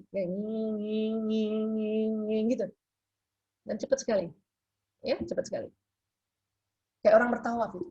Itulah makanya kalau kita bertawaf ya di Ka'bah disuruh 7 kali karena ditemukan bahwa mulai dari alat reproduksi sampai di puncak atas itu ada 7 lubang besar. Makanya kalau kita bertawaf 7 kali itu sinyal yang keluar dari tubuh kita tuh tambah panjang. 4G itu kalah itu. Sinyalnya gadget 4G itu kalah itu. Mungkin sudah sampai ya 4 million G. Kalau kita habis tawaf, itulah makanya mengapa kita habis tawaf, kita berdoa itu sangat mujarab. Dan bisa jadi bukan hanya sinyal kita, nur kita saja itu sudah malaikat yang masuk. Nah, anak-anak itu ada yang begitu. Di dalam ilmu kedokteran jiwa kita sebutnya indigo. Kalau dia nggak sanggup, itulah kita minta doakan supaya diruqyah istilahnya, supaya titik itu, pori-pori itu jalannya biasa aja seperti anak-anak biasa. Ya. Tapi kalau misalnya ada juga ya ibu-ibu yang bisa menjelaskan dan anak ini menerimanya sebagai given, pemberian Allah, dan akhirnya justru dia bisa dengan seperti itu meningkatkan keimanannya, bahkan juga meningkatkan keimanan sekelilingnya untuk orang tuanya dan sebagainya, itu dipertahankan. Asal ada ininya. Kalau enggak nanti jadi sakit jiwa nanti. Ya. Nah, tapi harus lihat dulu, ini benar indigo atau dia maaf sekali, ada tumor otak, itu perlu diperiksa dulu. Karena orang yang kena tumor otak juga bisa melihat seperti itu, dan itu kalau tumor otak itu disebut halusinasi. Atau ada penyakit kejiwaan yang namanya skizofrenia, itu juga bisa membuat halusinasi. Ya. Sinyal ini ternyata sangat bermanfaat, terutama untuk mengirimkan perasaan. Artinya nih, kalau ada seorang bunda temenin anaknya belajar daring, dan bundanya kesel, walaupun nggak ngomong, keselnya itu nyamber ke anak loh. Karena dibawa oleh sinyal tubuhnya bunda. Sinyal anak juga ada, tapi sinyal anak sama persis dengan sinyalnya bundanya. Tapi kalau bundanya walaupun nggak ngomong, terus dia perasaannya senang, bahagia, bersyukur anaknya tetap di rumah, kan kena juga, makanya anak ini akan merasa nyaman. Ini anak sekarang namanya, mengistilahkannya ini namanya vibrasi. Wah, vibrasinya atau vibe-nya orang itu enaknya. Berarti orang itu ya emosinya lagi bagus. Karena ini membawa perasaan, membawa emosi, dan membawa pikiran. Ya. Nah, kira-kira seperti itulah sinyal ini, dan tadi yang indigo tadi adalah salah satunya dari ya pori-pori bawah kulit di pertemuan dua alisnya itu yang sangat kencang berjalan. Kira-kira seperti itu ya. Tapi kalau penjelasan lebih detailnya sebenarnya ada, tapi mudah-mudahan ini bisa. Baik, ada lagi pertanyaan. Mungkin hanya satu penanya karena Terakhir ya. hanya satu penanya karena sebentar lagi mau masuk waktu Jumat di sini. Ya. Dan nanti materi akan kami share kepada Bapak Ibu peserta dari bareng. Satu pertanyaan ini Dr. Risa. Siapa? Saya dari Bunda Ivena. Saya ini mantan hyperparent. Setelah saya melepas anak saya sekolah di PAMSI, Madrasah Alam Sayang Ibu, bakatnya benar terasah dan justru berkembang pesat. Sempat sedih juga, ternyata sikap saya selama ini salah. Bagaimana cara agar bisa percaya penuh kepada anak tanpa khawatir? Iya, baik. Ya, terima kasih Bunda yang bertanya ya. Memang hyperparent ini itu biasanya ya ada faktor predisposisi. Berarti orang tua yang wataknya selalu mau sempurna, selalu mau detail, takut salah, terlalu hati-hati. Itu ada watak kayak gitu memang. Ya. Biasanya kita harus kenali watak. Jadi orang tua pun harus kenali watak dirinya. Saya yang tipe apa ya? Tipe yang introvert kah atau ekstrovert? Nah, introvert terbagi dua, atau yang pengamat. Ekstrovert terbagi dua, yang pembicara kah atau yang pekerja? Ya, yang mana? Kadang-kadang dia kombinasi antara ekstrovert dan introvert, namanya ambivert. Harus kenal, mulai belajar kenal diri dulu. Ya, sebelum kita mengatasi kecemasan berlebihan tadi, kenal saya yang mana ya? Oh, saya yang pemikir, yang apa-apa dipikirin. Itulah makanya ya selalu kepengen benar, selalu kepengen sempurna, detail dan sebagainya. Nah, biasanya orang tipe yang seperti ini mudah sekali cemas memang. Caranya bagaimana mengatasinya? Sudah istighfar. Ya. Itu istighfar itu adalah teknik manajemen emosi yang luar biasa, canggih. Mau pakai teknik apapun kembalinya istighfar. Astagfirullahaladzim. Jadi setiap keinginan kita untuk ngatur anak atau kontrol anak, dan kemudian ditelepon lagi lah, ini pesantren alamnya ya, ditelepon ustazahnya, itu kan jadinya wanting to control, atau selalu ingin mengontrol. Itu stopnya dengan istighfar. Astagfirullahaladzim, astagfirullahaladzim, astagfirullahaladzim. Tapi saya khawatir dia ada apa-apa di sekolah itu, maka kirim doa. Tadi kan saya sudah kasih lihat ya, sinyal kita kan keluar dari tubuh, ini yang membawa doa. Badan si ibu, badan selulernya bunda ada di rumah, tapi badan bioplasmiknya datang ke pesantren alam. Ya, itu supaya kita tidak takut anak kita di pesantren ini, ya pesantren ini ada apa-apa, doain dari rumah. Kenapa? Karena gelombang sinyal tadi itu tembus dinding kamar kita, tembus dinding rumah kita, tembus jalanan, tembus ya tempat-tempat, tembus kota, tembus. Sebagaimana sinyal yang buatan manusia lewat Zoom ini kan tembus nih. Saya dari rumah sampai nih sinyal saya di pesantren Alam Sayang Ibu. Sampai ini baru buatan manusia loh Zoom ini. Walaupun ada kendala sedikit-sedikit. Apalagi sinyal yang ada di tubuh manusia itu buatan Allah itu. Kalau kita tahu, sudah mulai tahu ngerti bahwa oh ada sinyal ya. Walaupun sebelumnya sudah didoakan kan, tapi oh ya Allah ternyata kalau kita doa, sinyal itu sampai ke sana. Maka supaya doa sinyalnya betul-betul sampai ke Ananda, sebut nama Ananda yang lengkap. Ya Allah saya kirimkan doa Al-Fatihah ini untuk Fulan bin Fulan. Hadirkan wajahnya, bayangkan wajahnya. Kenapa Bu Aisyah harus hadirkan wajahnya? Supaya sinyal dua-duanya pergi ke sana. Memangnya kalau disebut saja, bagaimana? Sinyal kalau sebut saja cuma pergi dari sebelah kanan saja. Ya. Kenapa? Karena kalau kita bicara, itu baru kerja otak kiri. Pesannya baru jalan keluar di tubuh yang kanan. Sebelah kiri belum. Sudah ada sinyal tapi belum ada informasi. Nah, kiri yang atur sebelah kanan. Satu, kerja otak kanan itu adalah membayangkan, memvisualisasikan. Makanya hadirkan wajah anak kita. Ya Allah, ya hadirkan dia di pesantren Alam Sayang Ibu. Dia tenang, dia patuh sama ustadz-ustazanya, dia sehat. Ini, maka pada saat seperti itu kita mendoakan seseorang, maka sinyal ini sampai totally pada ananda kita. Begitu juga kita untuk siapa gitu. Bu Esa, anak saya banyak, Bu Esa, ada 7. Kalau setiap hari doain satu-satu, ntar lama. Boleh kok didoain semuanya. Ya Allah, saya kirimkan doa ini untuk anak, aku sebut nama-namanya 7-7-nya. Al-Fatihah, bayangin 7-7-nya ada di hadapan kita. Maka sinyal kita pun berpencar ke 7 itu. Ya. Seperti kalau kita di dalam teknologi gadget ada WA ya, ada WA group. Bisa kan kita masuk gitu kan? Cuman WA group itu tidak spesifik. Belum tentu saja. Sama, kita doain semua anak, belum tentu semuanya kena secara spesifik. Maka ya perlu juga ya mendoakan satu-satu anak. Bu Esa, saya lagi nggak sempat nih. Ya udah doain semuanya daripada nggak doain sama sekali. Bu Esa, sekarang saya lagi sempat ini nggak jalan-jalan ke luar rumah, banyak waktu di rumah. Ya doain satu-satu orang. Ya kan? Jadi kira-kira seperti itu. Jadi kita bisa mendoakan untuk kullu, untuk seluruhnya, dan bisa juga mendoakan satu-satu. Juga buat Bapak Ibu guru ya, Ustadz Jamaluddin insya Allah ya mendoakan semua ananda-anandanya ya, ananda binaannya di pesantren Alam Sayang Ibu. Ya. Itu sebisanya lihat fotonya Ustadz. Jadi kalau perlu satu sekolah itu dia bikin foto sama-sama ya, pimpinan itu harus punya tuh foto. Terus kita doain sambil lihat foto. Karena apa? Melihat gambar juga itu kerja otak kanan. Sehingga pesannya nanti jalan di tubuh kiri. Ya. Rasulullah bersabda, beribadahlah engkau seolah-olah engkau melihat Tuhanmu. Seolah-olah itu kerja otak kanan. Ya. Maka di dalam untuk apapun kita ini bisa membuat visualisasi seolah-olah kita melihat mereka ya, dan melihat gambarnya. Ya, kira-kira begitu. Ini sebetulnya kabar gembira buat kita bahwa ternyata ya dari jauh pun kita bisa berkomunikasi dengan siapapun lewat gelombang sinyal ini.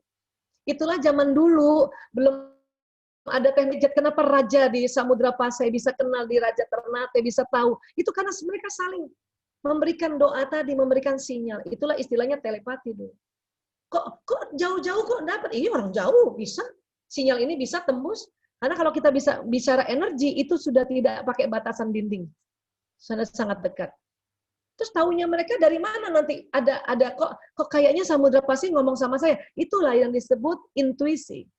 Dan biasanya kadang juga mereka dapati pada saat mereka tidur atau istirahat, dia rasa. Wah.